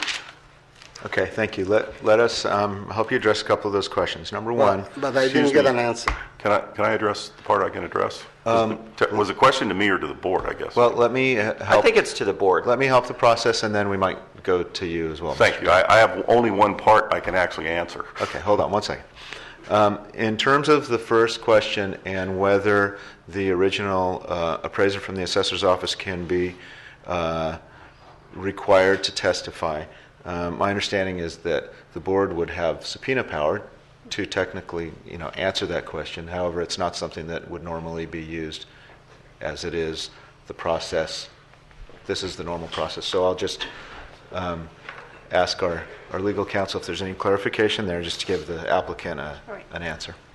I will defer to the question, the issue of what has been normal board practice to the chairman, who has been involved with the board, as well as the other board members. They all have been involved with the board much longer than I as counsel of the board. As to the legal question of the power to subpoena, property tax rule 322, subdivision A states, at the request of the applicant or the assessor, in advance of the hearing or at the time of the hearing, the board or clerk, on authorization from the board, may issue subpoenas for the attendance of witnesses at the hearing. Okay. The board may issue a subpoena on its own motion. So the board, it's at the board's own discretion. Right. It's a call for the board. The board may issue subpoenas. Can the clerk ask a follow-up question to that? Is there any clarification when it's a representative of the assessor? Is it the elected official who can be subpoenaed, or can it be any deputy of that elected official? Because I know there is no distinction made there, so I believe that the applicant who wants to hear from an assessor who representative who formally reviewed the property for assessment purposes, that potentially the board could subpoena the employee of the assessor's office and not just the elected head of the assessor's office. Before we get too deep they into the wish. issue and everybody starts going to their respective departments, the standard procedure of the assessor's office and of the process is, I think, as Mr. Denham stated, and that and a new appraiser is generally assigned to an appeal case, may or may not be who originally valued the property. I don't think there's anything different in this case, and I don't have any feeling that there's any necessity to subpoena anyone for their differing opinions. So why don't we just get past that issue if we could, and if there are any different feelings of the board members, then we can deal with that. Otherwise, we'll keep going. I just want to put on the Just record let us just get through this one issue, and then we'll come back to it. but I want to put a request to issue a subpoena, and you can make the decision not to. I think we're already at that point. Thank you. So I expressed my opinion on that. Any other? Well, once an applicant files an appeal, then it's turned over to the assessor, and he assigns an appraiser to look at it. And he comes up with his own opinion. So the previous appraisal is really not that relevant in the case of an appeal case. Okay. Ms. Curtis, any comments? No. Okay. Is there any motion to issue a subpoena to the member of the assessor's office referred to in the prior information given? No, but as far as the applicant, thank you for bringing that up, and your comment is noted on the record. Thank you. Okay. And I think we all can appreciate the frustration, especially having not been through this process before, from the applicant. Okay. Mr. Denham? Yeah, just the only thing I can answer. In spite of him liking the other appraiser more than myself, we actually came to the same actual conclusion 2 different ways. They had a methodology that they preferred. I had a methodology that I preferred.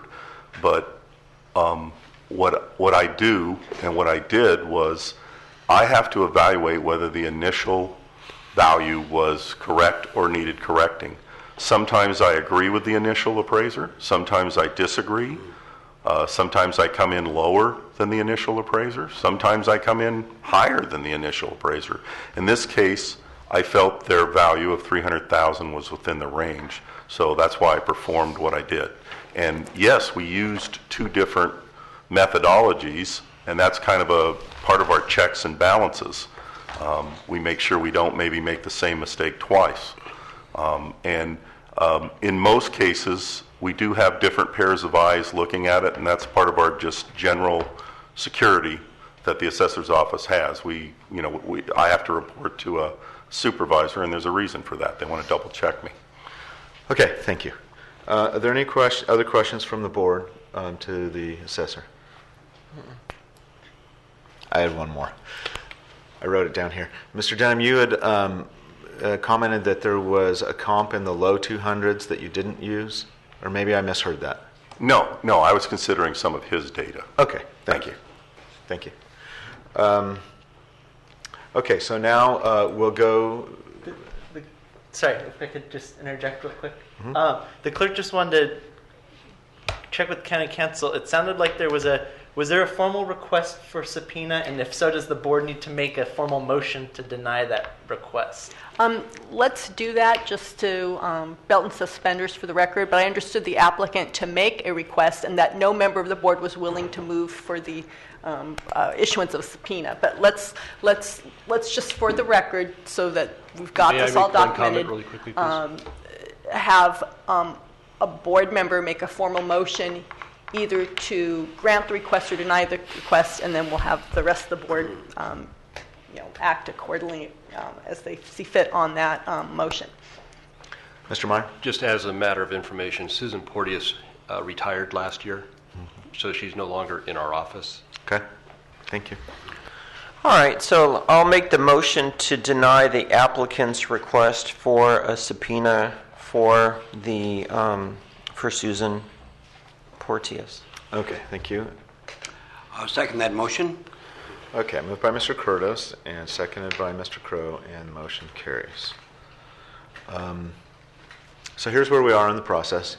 The assessor will make a closing summary, and then we'll end with the applicants making a closing summary, and then the board will deliberate. So we'll start with the assessor.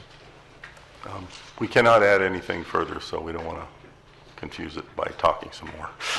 Okay, thank you. And applicants. Essentially, I'll be repeating myself if I... So the only thing I want to add is a comment on the fact that we bought the lot at the height of the market, but and the fact is the market has declined even further, and that lot I put for sale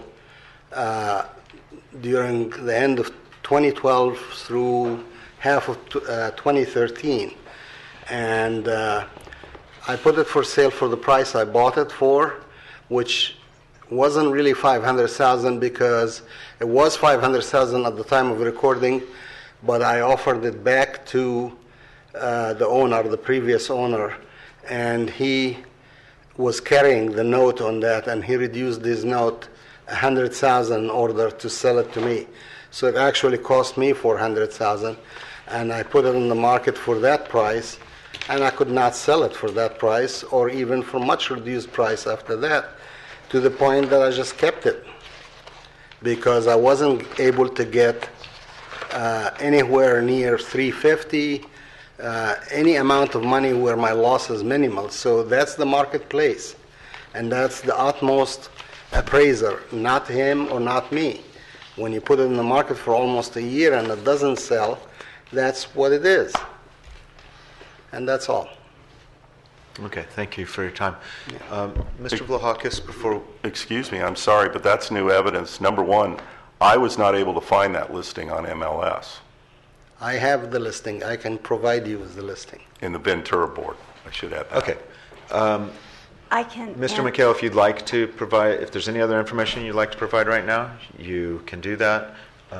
If you want to just use verbal testimony, then we can go with that as well. I would just like to clarify the realtor listed it at 5007 Island View Street. Because it has no address. The lot doesn't have a number. So that's why you couldn't find the listing. I'm sorry. Okay, thank you. And any other rebuttal to the information? Okay, great.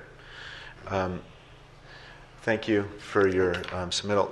And Mr. Vlahakis, do you have one of the appeals application information packets next to you, the yellow trifold? For sure, yeah. Do you want to see it? Yes, please. Thank you.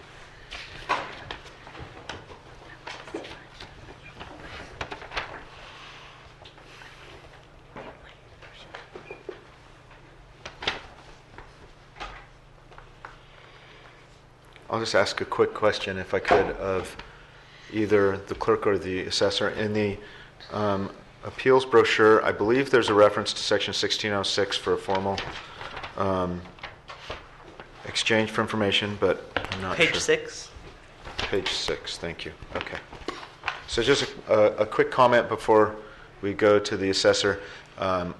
As an applicant, especially a first-time applicant, there's a lot of information to process before going to an appeal.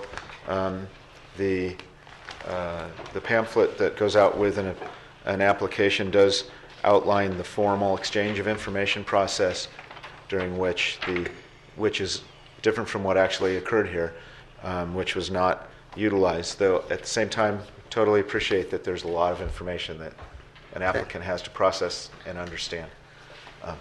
Okay, and let's go to a closing summary from the assessor. He did. We're done.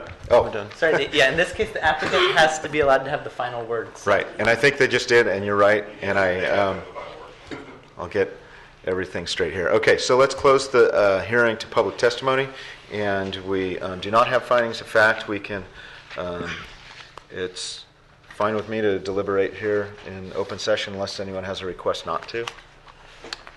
I think we should probably go back. Okay. Yeah. And Mr. Crow would like to deliberate in closed session, gives us some time to discuss details. Either way. Okay, so then why don't we do that? We'll take a recess for probably a short period of time. I would guess that we'll be back out at least to announce the status within 10 to 15 minutes. And so we'll be in closed session until then.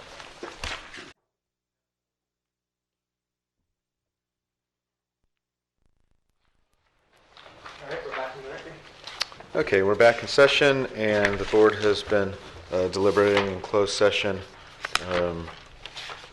related to items 41 and 42. And Just 41. you're right, thank you. Item 41, application 13-11-324. And I believe that we've come to a consensus and that there's a motion ready. Okay, the board has met and considered the totality of all the evidence, including the worksheet and the applicant's presentation and the assessor's presentation, and we have come to unanimous decision to sustain the assessor's recommended roll value of $300,000. So, Mr. Curtis, that we'll assume that's a motion. Yes. Okay. That is And a so- motion. Thank you.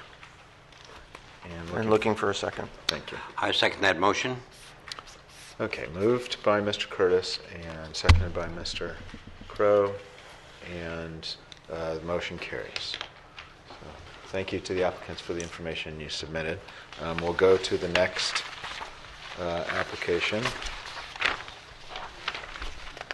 which is number 13-11-325, and this is single-family owner-occupied home. The burden of proof lies with the assessor, and why don't we start by getting a brief overview of the application from the assessor.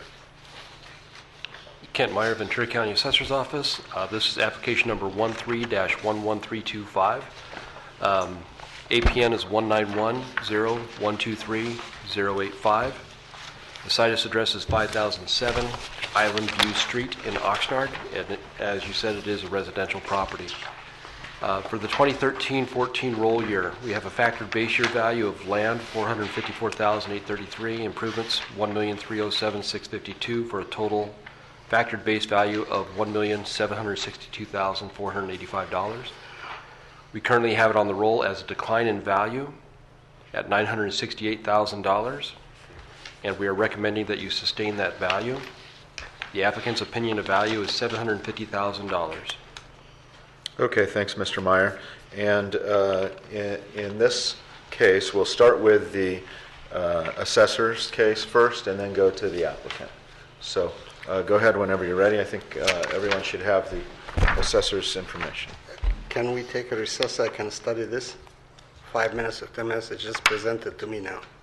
And it's completely different than the one that was presented to me in the past. The Sure. same We can problem. take 5 minutes to look at the information. Okay.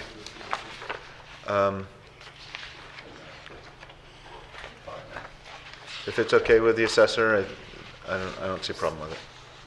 It's sometimes difficult to listen and read at the And same time. process at the Let's same give time. them the opportunity. Thank you. So, Brendan, we'll leave it up to you whether we're off the record or on the record during the review period. I'll just go off the record for how we're ready. To the applicant, just let us know.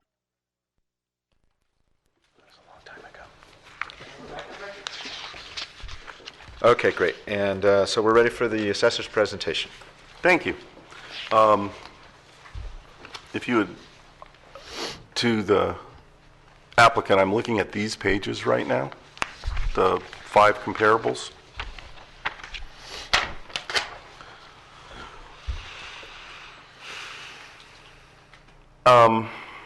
There's a couple of debates that came during this house, so I tried to sort of study it out. We've already debated the distance from the ocean, and I think we've pretty much covered that in the prior hearing. There's another area that causes this home to be valued at the higher end of the range, and I want to tell you what it is. It's one specific thing, and that is quality class. If you look under the subject, I don't know, about the 6th or 7th line down, it says, after effective year, it says quality class. The subject, once again, was purchased at the height of the market for $1.5 million. And I believed it was purchased for that primarily because of all the normal things you'd see, the size, good-looking house, year built, but also because of the quality class. And all of my comparables have a slightly less quality class or a significantly less quality class than the subject. For the slightly less, to be honest with you, I didn't adjust. For the others, I just sort of let the computer do its thing because as it studied the different quality classes over the years. And also, if you notice, the sales price of these properties go from a low of $640,000 to a high of $1,149,000, and we're at $968,000, which is sort of a little bit more upper range than middle. And the reason for that is adjustments, and the reason for that is quality class. Because you will also note that house number 5, number 4, number 3, number 2, they're in quality class order. And I did that on purpose. And I did that because that's what the data told me to do. I didn't pick this data, the data picked me. And this, if you notice, the marketplace does find some correlation between quality class and ending sale price. It's hard to explain, but they see the difference. And some of the, if you look at where the houses are, it doesn't go, the most expensive home, it's not necessarily in closeness to beach order 1 through 5, but it is in quality class order 1 through 5 on the pricing. And so when I noticed that, and I once again looked at the subject property, and we are approximately 64% of its original purchase price back in 2005 at the $968 figure. And I compared it to, obviously, the homes available. I tried to stay mostly within size. There was one exception on outriggers, a little bit smaller, and that's kind of the only exception to it. And because I wanted to see, once again, does closeness to beach, whatever factors come in. I didn't really see a clear pattern. And none of my comps are like the 1, 2, 3 from the beach lot. So that's also sort of in there. Comp number 2, I do want to comment on because I had a debate in my own head. When that property sold, it was listed as average condition, and I left it that way. I did note when I drove by it, they're doing severe remodeling. I just happened to have the guy there when I drove by. He said it was awful, but I sort of made that to taste. You know, in other words, I thought it was in average condition when it sold, and sometimes someone's average and someone's awful is the same thing. And so I decided not to make an adjustment, even though there was a lot of construction going on, and frankly, it's a year and a half later. So I did not make an adjustment, which left it as my low comp, and I just wanted to note it that I did observe it. In this case, even though it was being remodeled, I felt the condition at time of sale was probably average, and it was more of a taste remodel as opposed to it needed it remodel, although that being a subjective thing. So I went along with what they had stated. All of these comps are obviously from Oxnard Shore. I have a map illustrating them, where they're located, and tried to make the only significant difference from the normal adjustment pattern is the quality class. I did want to point that out, and apparently there is a market for a higher quality home, and the subject is and looks very, very nice. And maybe combined with the fact that ours is also one of the newer homes down there. Newer homes have been commanding a premium mainly because the marketplace no longer builds newer homes in great quantity. Our number of subdivisions are way down, and the new subdivisions that show up seem to be flooded with people. So I cut it off at 2,000, but 2,000 and newer seems to do a little better in our current marketplace than they would have historically in the past for, say, a 10 or 15-year-old home.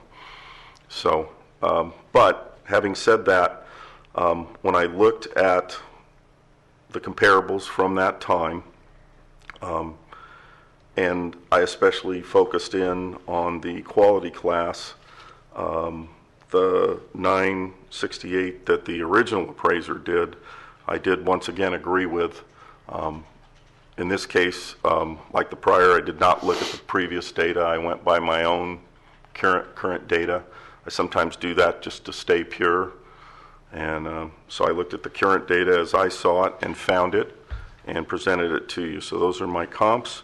And I then concluded the same value as the original appraiser of 968. Thank you. Okay, any other information, Mr. Denham? Nope. Okay. Any questions from the applicant to the assessor? No. Okay. Questions from the board to the assessor? I'm curious on your adjustment there for condition. You rated the subject as a average condition, and yet it's just classified as the highest quality. You made comp 1, you knocked it down 50 grand for that. 25 on comp 4, you knocked it down 25. Oh, is that? Well, there's a difference between quality and condition. Yeah. Oh, yeah. And so the other comps, according to our data, both combination of MLS and then what we found in our internal data that they submit, commonly called the PCOR, but the white sheet, more commonly for the taxpayer, that they fill out when they purchase a home, those conditions are reflected in the white sheets. So in all cases, I went along with the white sheets, which seemed to match approximately what the MLS was saying. The MLS, of course, every house is great and wonderful, and it's the Taj Mahal, but I look at what the buyers say themselves, the person that actually bought it, A, and the person that put the money down, B, and how they reflected upon that property's condition. And of course, I internally didn't get into any of these, so I have to rely on other data from people that actually, A, put the money down, and B, actually saw it at the time of sale. And I did comment on number 2 because they did put average, but I did notice they had, when I spoke to the person, they had been long-term remodeling, which would indicate maybe it wasn't average. And I decided to conclude that for the marketplace it was average, but for that particular buyer, they weren't real happy with it and decided to remodel it. And I guess it's like in appraising, it's difficult sometimes when there's a remodel. A, was it necessary or is it just taste? Or B, something's remodeled but it's done horribly, how do you count it? And in this case, I left it at the A, which frankly favors the taxpayer, but I'm okay with that because it is what it is. And so I just kept it consistent throughout my report. But yeah, there is a difference between quality. You can have a very wonderful house, but it's in bad condition. Good bones would be the term, sort of the common vernacular, but yet maybe the carpet's dated or stained or something, and tiles are broken or something like that, so the condition isn't too good. Those condition adjustments and the conditions were developed from the buyers in the marketplace. In these cases, it was all 5 buyers that expressed that's how they felt when they bought it. Okay. Any other questions from the board to the assessor? To the assessor, on quality class, you have the subject as a D9B. What does D stand for? Design? Yeah, well, yeah, D. I'll let him answer that. The D in the quality class is the type of construction, which would be wood. The B is just a typical shape. So the D leading the number is the construction type. And then the letter after the quality is the shape of the home. In other words, an A is a typical square or rectangular shape, where a B would be more of an L shape. C would probably be like a U, and then D would be major cuts in the property. Oh, okay. That's a little confusing. The way we look at it, the D, the 9 is the important number. The letter after that is sort of personal taste, and it's a little bit opposite. Like a C you might like a C house better than an A house, and that's just a matter of so there's no particular detriment for being a C. Gotcha. But 9 is much better than 7. So is it 9 out of 10? Is that your top thing is 10? No, I'll let him. Our quality classes now go up to 14. Okay. And then is it the subject is Spanish style? I guess that's subjective, conventional Spanish, whatever you want to put your own liking to. Sure. Did you happen to look at the MLS of when the applicant bought it? Like the pictures inside, or how super nice it was? Yeah, it looked, certainly, I said I went along with everything that the buyers had filled out. So I know how the MLS is, and The applicant purchased this back in 2005. yeah, Oh, okay. So you didn't take a look at the MLS at that time? yeah. Okay. Well, just And general- so you didn't take a look at, for this appraisal, you didn't go inside and take pictures? You As don't- generally, I do not. That's Okay. correct. So if the applicant presents us with the house completely destroyed or something inside, you would probably change the value? I'll take a look at that. Okay. Just checking. And under miscellaneous improvements, what does SS mean? Storage shed. Okay. And land flag, LB? Lots from beach. Oh, Sorry, lots from beach. It's not lots. It's just lots near beach. Yeah, it's not from beach, but it indicates there's a beach somewhere close by, as opposed to Camarillo. We would not have LB flagged anywhere. sure. You would also put down land allocation for the comparables. Is that the assessed? That's just an assessment. Unfortunately, that's not helpful to. Sure, but you put it down there still. Yeah. So just, Yeah, that's the assessed land value of the those allocation. comparables. I don't type that in. That's sort of automatic with our software. That's it. Thank you. Chairman Stern, can I ask a question? Sure. Just to clarify, I was given a key by former board member, and I don't know if his system was the same as yours, but he had ST standing for storage and SS standing for sauna or steam. And so Mr. Curtis had asked you a question about the SS. I wondered if that was sauna That's or probably steam. correct. This probably has a sauna. I guess we'll find out in a minute. Unless you'd like to ask now. I have no further questions. Okay. Any other To questions clarify. for the assessor? No. Okay. So we'll hear now from the applicant. Can I provide you with the...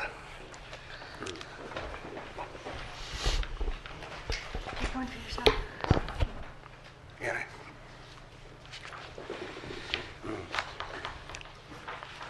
Thank you. Again, I was presented with a new document, the new appraisal, and I thank the board for allowing me the time to look at it. And I'm going to limit my comparison to only 4 of the 5 that the assessor came with, because the comp number 3, I'm not familiar at all with, and I have a different document altogether. The other homes, I am familiar to some degree with them, and I'll start with the home that we live in to tell you about the condition and all that. We purchased the house in 2005 and it was in good condition. It does have a sauna, which is the SS. It does not have 3 fireplaces though, so the documents that are here are not accurate. And I provided you with a document in the package that shows the Ventura County. This document here says County of Ventura. It's an appraisal and it shows how many bathrooms and how many items that are there. The assessor wrote 4/3.5. It's 3.5, not 4. The fireplaces are 2, not 3. The sauna is there. I don't know what a DK is. I guess decking. Is that what it is in DK? Mr. Denham, just a clarification on the designation of DK in the miscellaneous improvements. Is that? Good, thank you. Deck or decking. And going to the mysterious quality class coding, I finally found out the document that he is referring to as the white sheets. It's called the Assessor's Guideline to Cost of Construction. And my home is not a B, it's an A, it's a box. It does not have that recess that turns it into a B. According to the items that they use there, they use whether you have a steel frame or whether you have 2x4 or 2x6. And all those decide the factor and the qualification. And I don't agree very much with 9. It's actually 8 to 8.5, according to what I saw and read in there in the description of the construction. And D is almost all residentials are D. So that's my understanding for the quality. So the quality is not average. It's probably above average. And it is a good quality, but it's an 8. It's not a 9. And as he said, it goes all the way down to 14, so I'm right there slightly above the 50% mark. And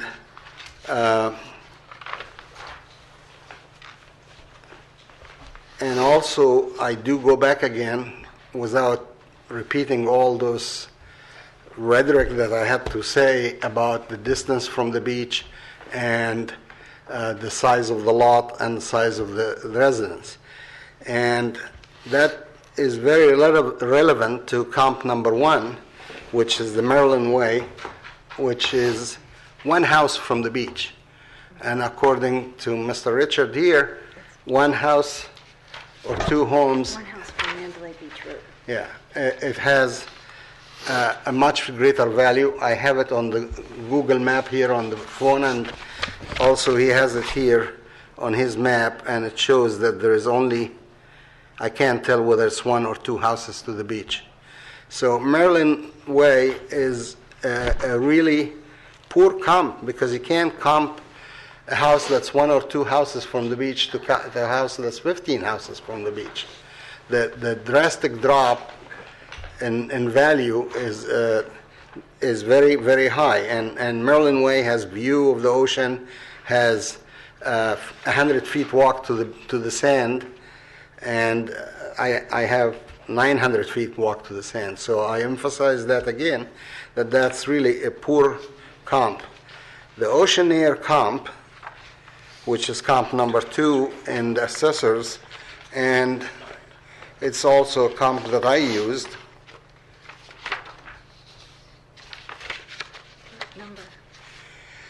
It's number 2 also for me. We use the same house for comparison. That's the lost house in bordering on the park that's in there. If anybody's familiar with the area, you know that those homes have permanent, unchangeable ocean view and exposure to the park and the ocean. There is no building. That land was donated by the developers for a public park, and they will always remain a public park. So they have unobstructed, unlimited view from every way, all the way to the ocean. So that, again, is a very poor comparison. And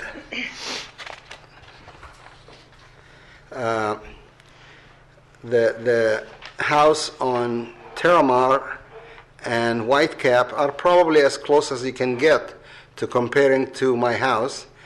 And the one in White Oaks was totally remodeled in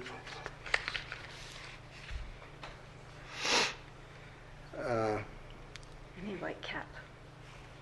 Yeah, the Whitecap house was totally remodeled in 2007. So Before it was sold. yeah. So it is the information that you have here, including the effective year 1980, is inaccurate. It should be 2007 because that's when the total remodel was done. And the quality class will change because you have to go look again at the remodel. It is very close in square footage to the house that we have, and it has the 2 fireplaces, 3 bathrooms instead of 3.5 we have. And but it is a valid comp, and the other one, Terramar, is also a valid comp. So when I look at those 2 homes and put in mind that my house as described here, or Island View as described here, is slightly inaccurate. It has 2 fireplaces and 3.5 bathrooms instead of 3 and 4. When you put adjustment for all that, I came up with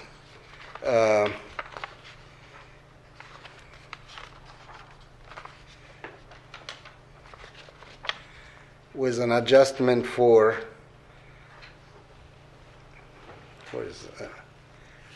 Whitecap at 829,000. That's your comp one. Yeah, that's, and then for Terramar, let's see, Terramar to, I'm sorry, Whitecap, 739,300, and the one for Terramar was 670,000. So they both are inferior to the amount that I assigned to my own home at 750,000. Other than that, is the same problem of being how close to the beach and being a 4,000 square foot lot versus a 42 or 4,100 square foot. It does make a difference having an extra space. You can expand the house, especially 2 or 3 story. By the way, the Whitecap one is a 3-story house. Yeah, story is 3-story. It has a loft, has 4 bedrooms and 3 bathrooms and a loft that's like a mezzanine floor. I'm familiar, very much familiar with the house that you saw that was being remodeled. It is a neglected house. It's a very good house, but it was neglected. It was a summer home for somebody who didn't show up except once or twice a year, so it was neglected. It needed care, but it, it's a good quality house. And that's basically what I have to present. My name is Margaret McHale, and I would like to state for the record that we were given reasons in writing from the assessor in the form of sales market data way over a month ago, and we worked very hard on it. And I referred to the training manuals, and it says the most important determination of value is location. In the original data given for this appeal by the assessor's office, they included the house across the street, which sold for $679,000 because it's really not as much fun to drag your lawn chair 2 blocks to the beach as it is to drag it 3 houses to the beach. And I really object to eliminating the house across the street from my house at $679,000 that sold on October 29th, 2012, and not giving us the required 15 days advance notice, because changing so much is hard to follow when we've driven the comps we were provided. We have spoken to the neighbors, we have made inquiries, we have valid reasons, and then they throw out the comp. You know, the house across the street from us is the most valid determination of value, and it sold for $679,000. And he's using, you know, all the lots on the ocean here, of course, are much more valuable. They have gorgeous views. And it's not,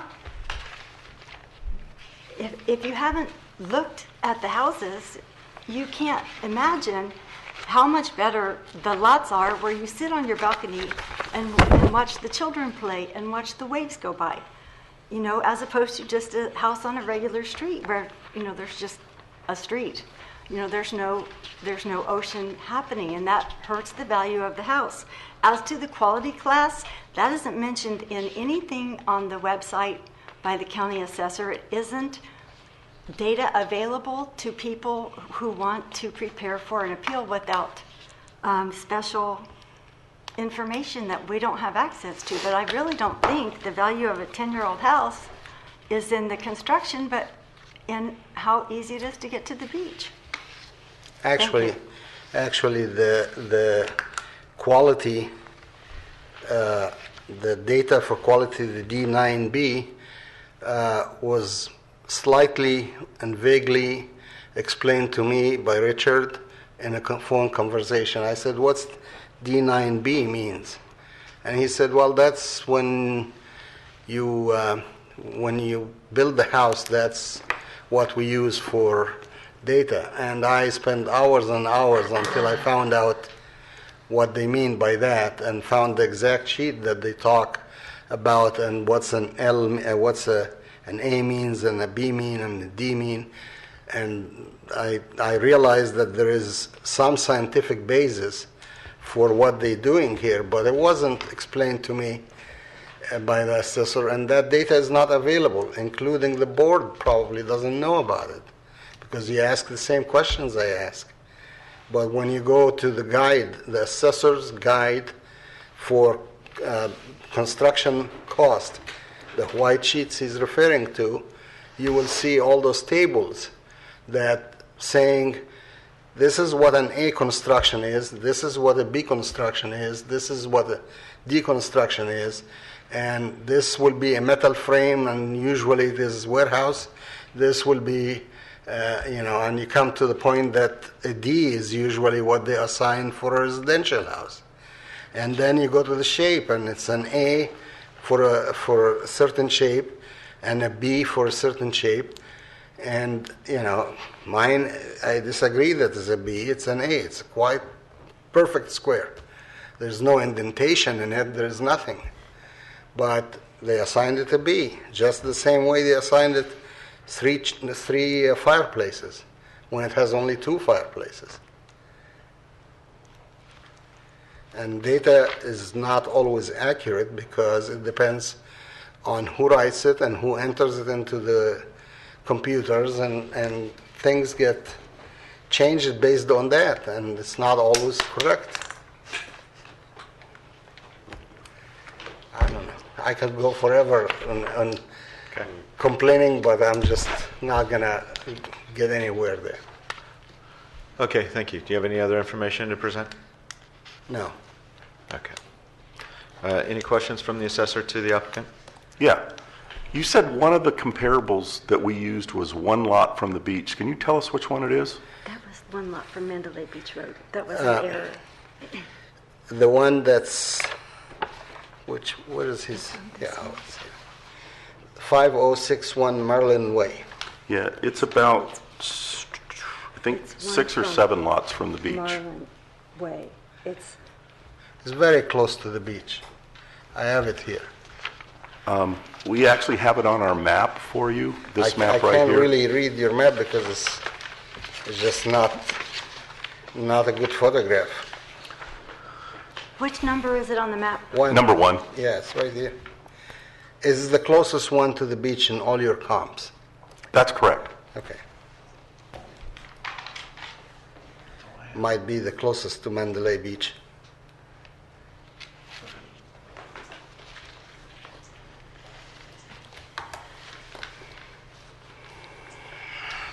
Any other questions? Yes, Kent Meyer from Wait. the Ventura County Assessor's I'm Office. asking you if you have any other questions. Go ahead. Ms. Bakayo, you said we did not use 5020 Island View as a comparable, that we threw it out. For this appraisal, you are correct. If we had used it, what value would you attribute to that property with adjustments? You know, it's a very good question. The house across the street is older and not pretty, and I haven't been in it. But I looked at the realtor's listings at the date of the sale, not the listing to date. And, you know, there may have been changes since then, but they said they had a deck for viewing the ocean and the sunset and the mountains on the second and the third floors. So I think it has a better view than ours, and it's an old, not as nice house. And I think that's probably an even trade-off. So I don't think our house would be a lot more than $700,000 based on the comp closest to our house, because we don't have any ocean view at all.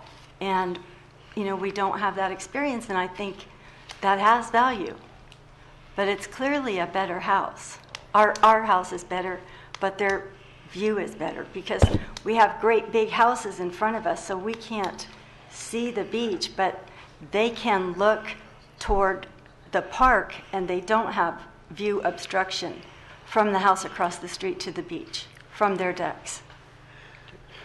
So I think they're pretty, I think our house would be $700,000. Yeah, but Peggy, you're probably correct eliminating that house, because as I look at my notes here, that house sold furnished and had an incentive to the buyer of 10 days Caribbean vacation in a 6,000 square foot villa.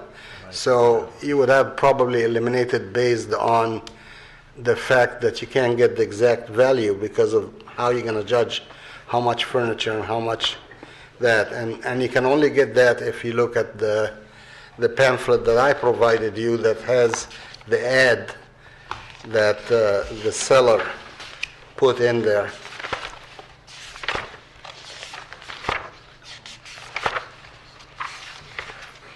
This one here, the one that has a green thing that says there at the beginning, bonus, bonus, bonus, seller will include a 10-day stay in his 6,000 square feet Caribbean villa with purchase. And at the bottom it says, upgrades throughout and fully furnished. So, you know, it is a comp, but it's very hard to get the value from that. Nonetheless, the brochure Yes. says you should put the most weight on the house closest to your house. And that's why I object so much to you eliminating it without telling us in advance. I had another 8 comps that my husband wouldn't let me use because he wanted to focus on a response to your data given to us. And so it's very hard for us to change hats and say, your presentation that we worked on for a month doesn't count anymore because I thought it was all you had to add weight to your case. And I felt that made a bad case for the assessment that you gave us. And if you had given us what you gave us now, I don't even know if we would have appealed. But, you know, I might agree with you, but I would have to go find out. Okay. To address one of her statements about closest to the subject, you should use comps closest to the subject. That is not just in location; it's also in quality, in amenities, location, and similar to the property. You also have to look at the age of the property and the size of the property. All those things have to be taken into consideration when you consider most similar to the property, not just closest to location, but closest in all aspects.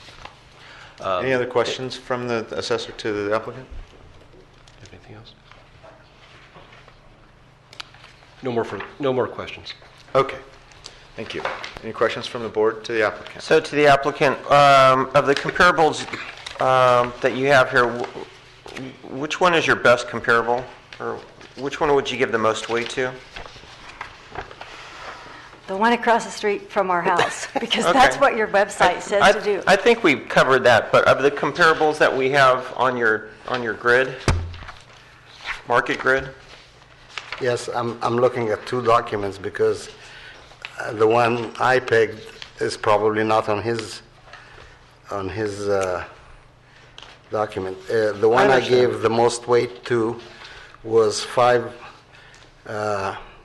one. sale number 5107 Whitecap Street, and put in mind that the age should be 207. It was totally remodeled in Yes, 207. okay, I got that. So what did you think your home was worth as of January 1st, 2013? 750 to 760,000. And where did you come up with that? Well, the house that the sale price for Whitecap was 735,000. Our house is in average condition. Their house is in good condition according to the assessor's document that was presented to us, which I don't know if it's the same consistently here or not, but let's see what he used Whitecap. So you're saying around what comparable one adjusts out at, correct? So you're saying that you think the value of yours is about what your comparable number one Right. adjusts out at, Right. around 740. Right. Okay. And All right. Got that. So has the condition of your home changed drastically since when you bought it in 2005? no, it's just a matter of aging. 15 years. I mean, Have you done any improvements? No. Added anything? I Like put that? drapes. That's all. Do you have a top deck also on your home? Very small one. On the top? Yes. You walk up from like your master on top? Okay, and what do you see up there? I see very little, and I don't walk up there. Sure, the ocean or mountains or... Well, I mean, the Landscape. horizon is ocean anywhere in that. If you have a third floor and you go up in Oxnard Shores, you're gonna see an ocean. So you do see an ocean? You know, the houses that are on the beach are taller than the houses that are No, not I understand, on the but beach. you do see So some they- ocean from your top deck. Yes, and all. you Lock- see. Everybody sees an ocean. Okay, In that's almost all of what we can see, we see houses. We do not see ocean. Sure. We can see way over there by the park, we can see a little ocean, and way over that way a little bit, but I really would not say I mean, it's a fabulous view. We I wouldn't go understand. up there to bother looking at the view. Gotcha. If you go on top of the Union Bank building and near the freeway and you go to the 17th floor, you're gonna see the ocean. But is that an Okay, ocean so my view? question was, you see a little bit of ocean from your top deck, correct? But I wouldn't call it an ocean view house. Right, But you because see a little bit of ocean from your top deck. the Yes. houses are too tall that are in front of us. I mean, Okay, no further questions. And we offered to have Mr. Denham come to our house because he kept focusing on quality and going toward houses closer to the ocean to support a higher value, where I believe the value is due to the Gotcha, okay. proximity. And he didn't want to come. The value, it's not like it's a construction gem. Gotcha. You know, it's not Okay, thank that you. high quality. Okay. Mr. Crowe, you have any questions for the applicant? Well, I'm just noticing on some of your comps there that you didn't make any adjustment for size differences.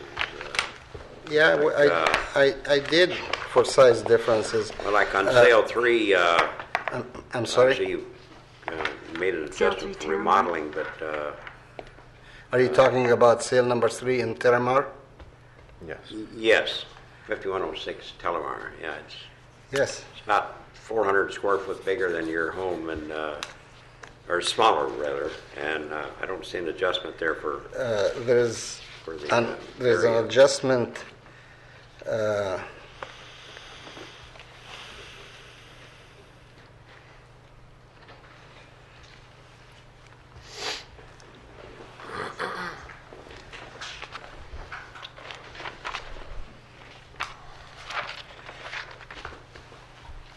There's an adjustment for the garage area, and there's total adjustments of 30,000 under that.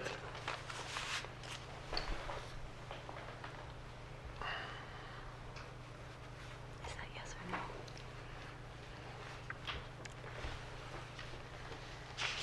no? Mr. Crowe, any other questions? Yes, sir. No, I have no. I'm sorry, just to go back to so you're saying your best comp was 5107 Whitecap, correct? Right. It's the closest in size. It's the closest in Recently in remodeled. quality. It's probably even better quality than my house now because it's newer. But you understand it's one house away from Harbor, right? It The is- location? And you did say location was crucial, correct? Yes, but Yes, what we found is our neighborhood is kind of strange. There's new houses on the beach and there's new houses at Harbor. The houses in the middle are 30 years old. So you kind of have to. No, I go with understand what that, but I'm exists. saying you understand it's one house away from Harbor, correct? Yes. yes, but I did adjust for that. It's 1,400 feet distance from the beach, and mine is 900 feet distance from the beach. And I adjusted by adding 7,000 to the distance from the beach. You think it's $7,000 difference? Between his and mine. Is that what you would pay in the market? Remember, we said that it declines sharply as you go away from the beach, and then it declines a lot less as you go. I'm number 15 from the beach, and he's probably number 23 from the beach. So you think it's $7,000? That's what I thought, the distance, the difference. Okay, thank you. Okay, any other questions for the applicant? All right. So let's next go to closing summaries, and we'll start with the applicant. Any closing remarks, and then finish with the assessor. Well, again, it's just summarizing what I said before. The fact that we are given a new document that we have to make our decision based on that, even with 10 minutes time, it just doesn't sound like a fair way to do when I spend literally 2 or 3 weeks working on a document that was presented to me as the evidence. So with that in mind, I can't really, and if the board does not see that that's important, and just because they're within their rules, the fact that they do that is just not fair. And other than that, you know, all the facts are in the document provided, and I don't have anything to add. Okay, thank you. And closing remarks from the assessor? Thank you. The quality class apparently is noticed in the marketplace more than forms or anything else, and it's done by sale price from the marketplace.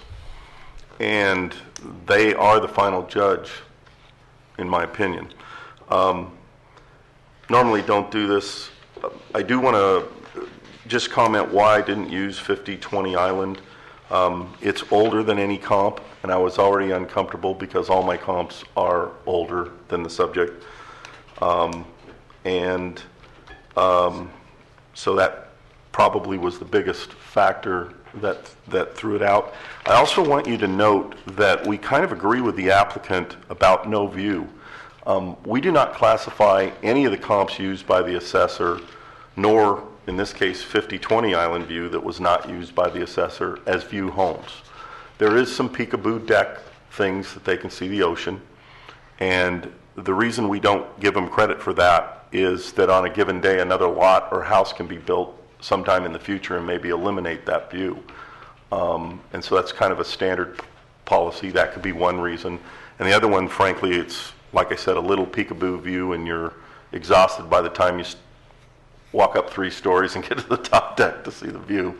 And it has limited use. So none of the comps, including the subject, were credited with any view advantage. And that's the reason for that. Although there could be a way to see the ocean, you know, and sometimes what we call a high window. It might be 6 feet up, and if you're 6 feet tall, you can see through it, and that kind of thing in the top story. But we don't really credit those as typical view homes. So that might help you with the consistency. But there are 5 comparables. There's no way to avoid that quality class is present. There's no way to avoid that the marketplace recognizes it. And that's why we did what we did. Once again, we're suggesting about 64% of its original purchase. He's suggesting in the 40s somewhere. And it seems to be more consistent to be up around 60 by now. We do have some recovery in the marketplace. And that's it. Thank you. Okay, we'll close the hearing of public testimony, and again, we can deliberate here or in closed session. I'm fine with either. Any comments from anyone? Otherwise, Mr. Crow? Okay, why don't we go ahead and do it here then? And so again, we're closed to public testimony. This is a time when the board will discuss among itself.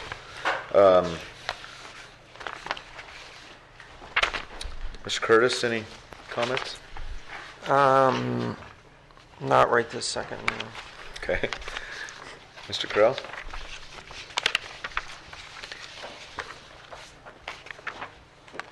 I do have to agree with Mr. Denham with respect to the quality class issue. I don't disagree with what he said. I think maybe the relationship of any kind of qualitative adjustments might be in dispute. It does look like we have a big variance of quality class and age and condition adjustments. And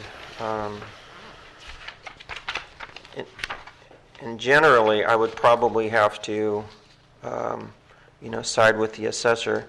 The applicant's presentation, he even said himself that location is a big deal. If he's giving most weight to 5107 Whitecap, I don't really agree that one house away from Harbor is the same as where his location is. So I don't know. As far as adjustments from the assessors, I'm not 1,000% maybe in agreement with them, but okay. Mr. Crow, any comments? Well, looking at comp number 2 there on the assessor's presentation there, it does look like the best comp there, and adjusting it down does derive a little lower value than what the assessor has on the record there. And it looks like size-wise and quality-wise, it's potentially the best comp. that was comp number 2 Yeah, for the assessor's presentation. yeah. Okay. I'm sorry, are you still? I'm fine. Yeah. Okay. I think I found in general that the assessor's presentation and the quality of the adjustments and the comps does meet its burden to overcome the presentation by the applicant.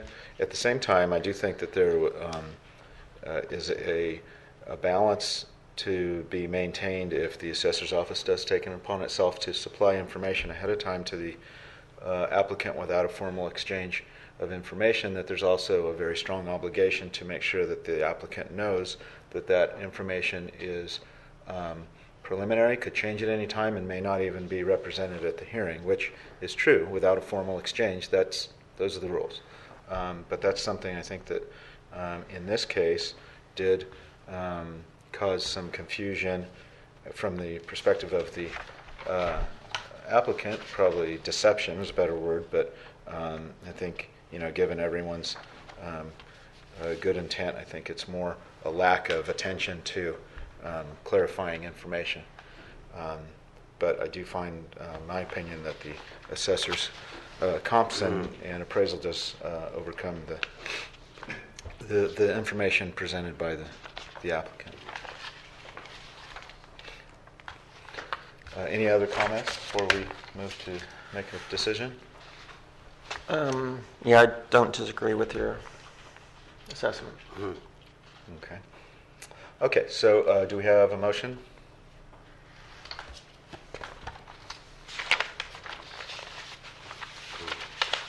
Sure. I'll make the motion to sustain the assessor's recommended roll value of $968,000 with land broken down at $237,000 and improvements as $731,000. Okay, we have a motion made by Mr. Curtis.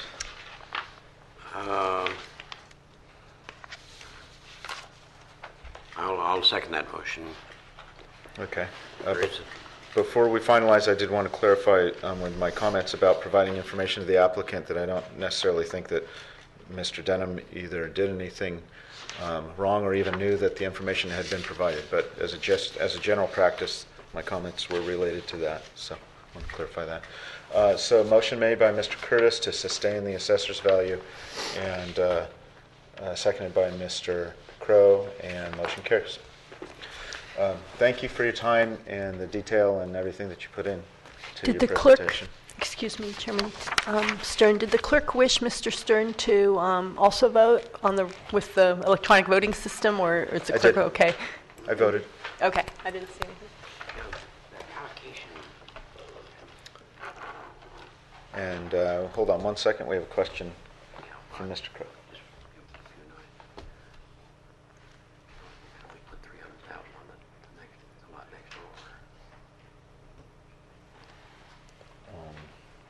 The motion was to sustain the assessor, so we could make it different if we want. It does seem like a little disparity there. Okay.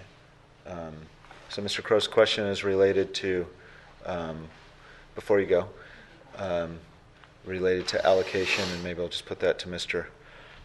Curtis about whether the allocation should be different than what the assessor has or not. Of land value, that's way up to you as the maker of the motion. I think because it has been reduced. I think the recommended land valuation is probably in line.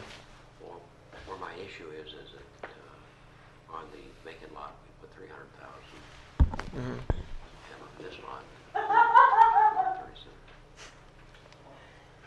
That's how this started a month ago. I don't. Do you have any desire to change the motion? I don't know. Okay. I'm good. Any other? Okay. So, so the hearing is closed. Thank you very much for your time. And thank you to assessors' representatives for your time and your information. We'll go next to stipulations, items 51 through 61. They were sent to all of us in advance, and Does anyone have a question, or has everyone had time to review those stipulations? Well, there's one that looked a little bit, okay. The one about the aircraft that dropped from, I think, 6 million down to a million something. Is there a little story on that? Okay, so it looks like we're dealing with item 51. Yeah. Application 1211-734. Mr. Meyer, are you able to comment on that stipulation? 734. Yes, number 51. More than likely was due to our belief that it had been in the county the entire year, and then we ended up doing a proration, so it was just partial in the year. Okay. Did you get a letter on that one? I didn't catch that and raise the question with you, Mr. Meyer. It was an airplane, and with an airplane, we only assess for the period of time that it's in our county. So we probably received some documentation saying that it was not in our county the entire time. Okay. It wasn't a condition issue as such. I'm not positive. Okay, Mr. Crowe, any other questions on that item? Mr. Crowe, if you wish, we can continue that particular stipulation to a future hearing so the assessor representative can tell you with positiveness what the situation is, if you wish. Well, I guess, we'll just say sometimes I kind of feel like we're kind of a rubber stamp and kind of like a little explanation on some of that stuff, so. Well, why don't we remove number 51 and ask for further clarification, if we could, at what future date? I'm not sure. Maybe the January 26th hearing, if you could come back having verified everything.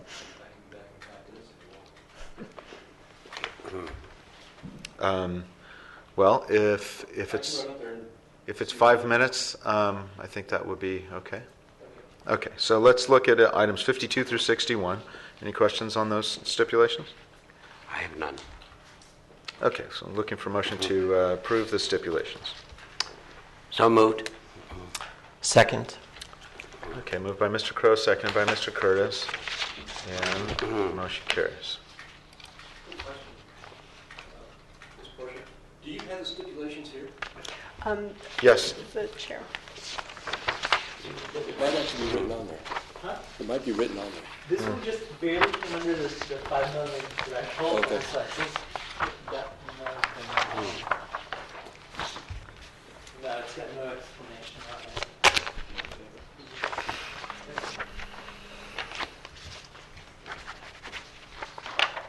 Based on records that we have. So it does note that it's based. It notes that it's based on records and not. Yeah. So condition. I will be right back. Okay. Okay, and while we're waiting, we'll ask if there's any public comment.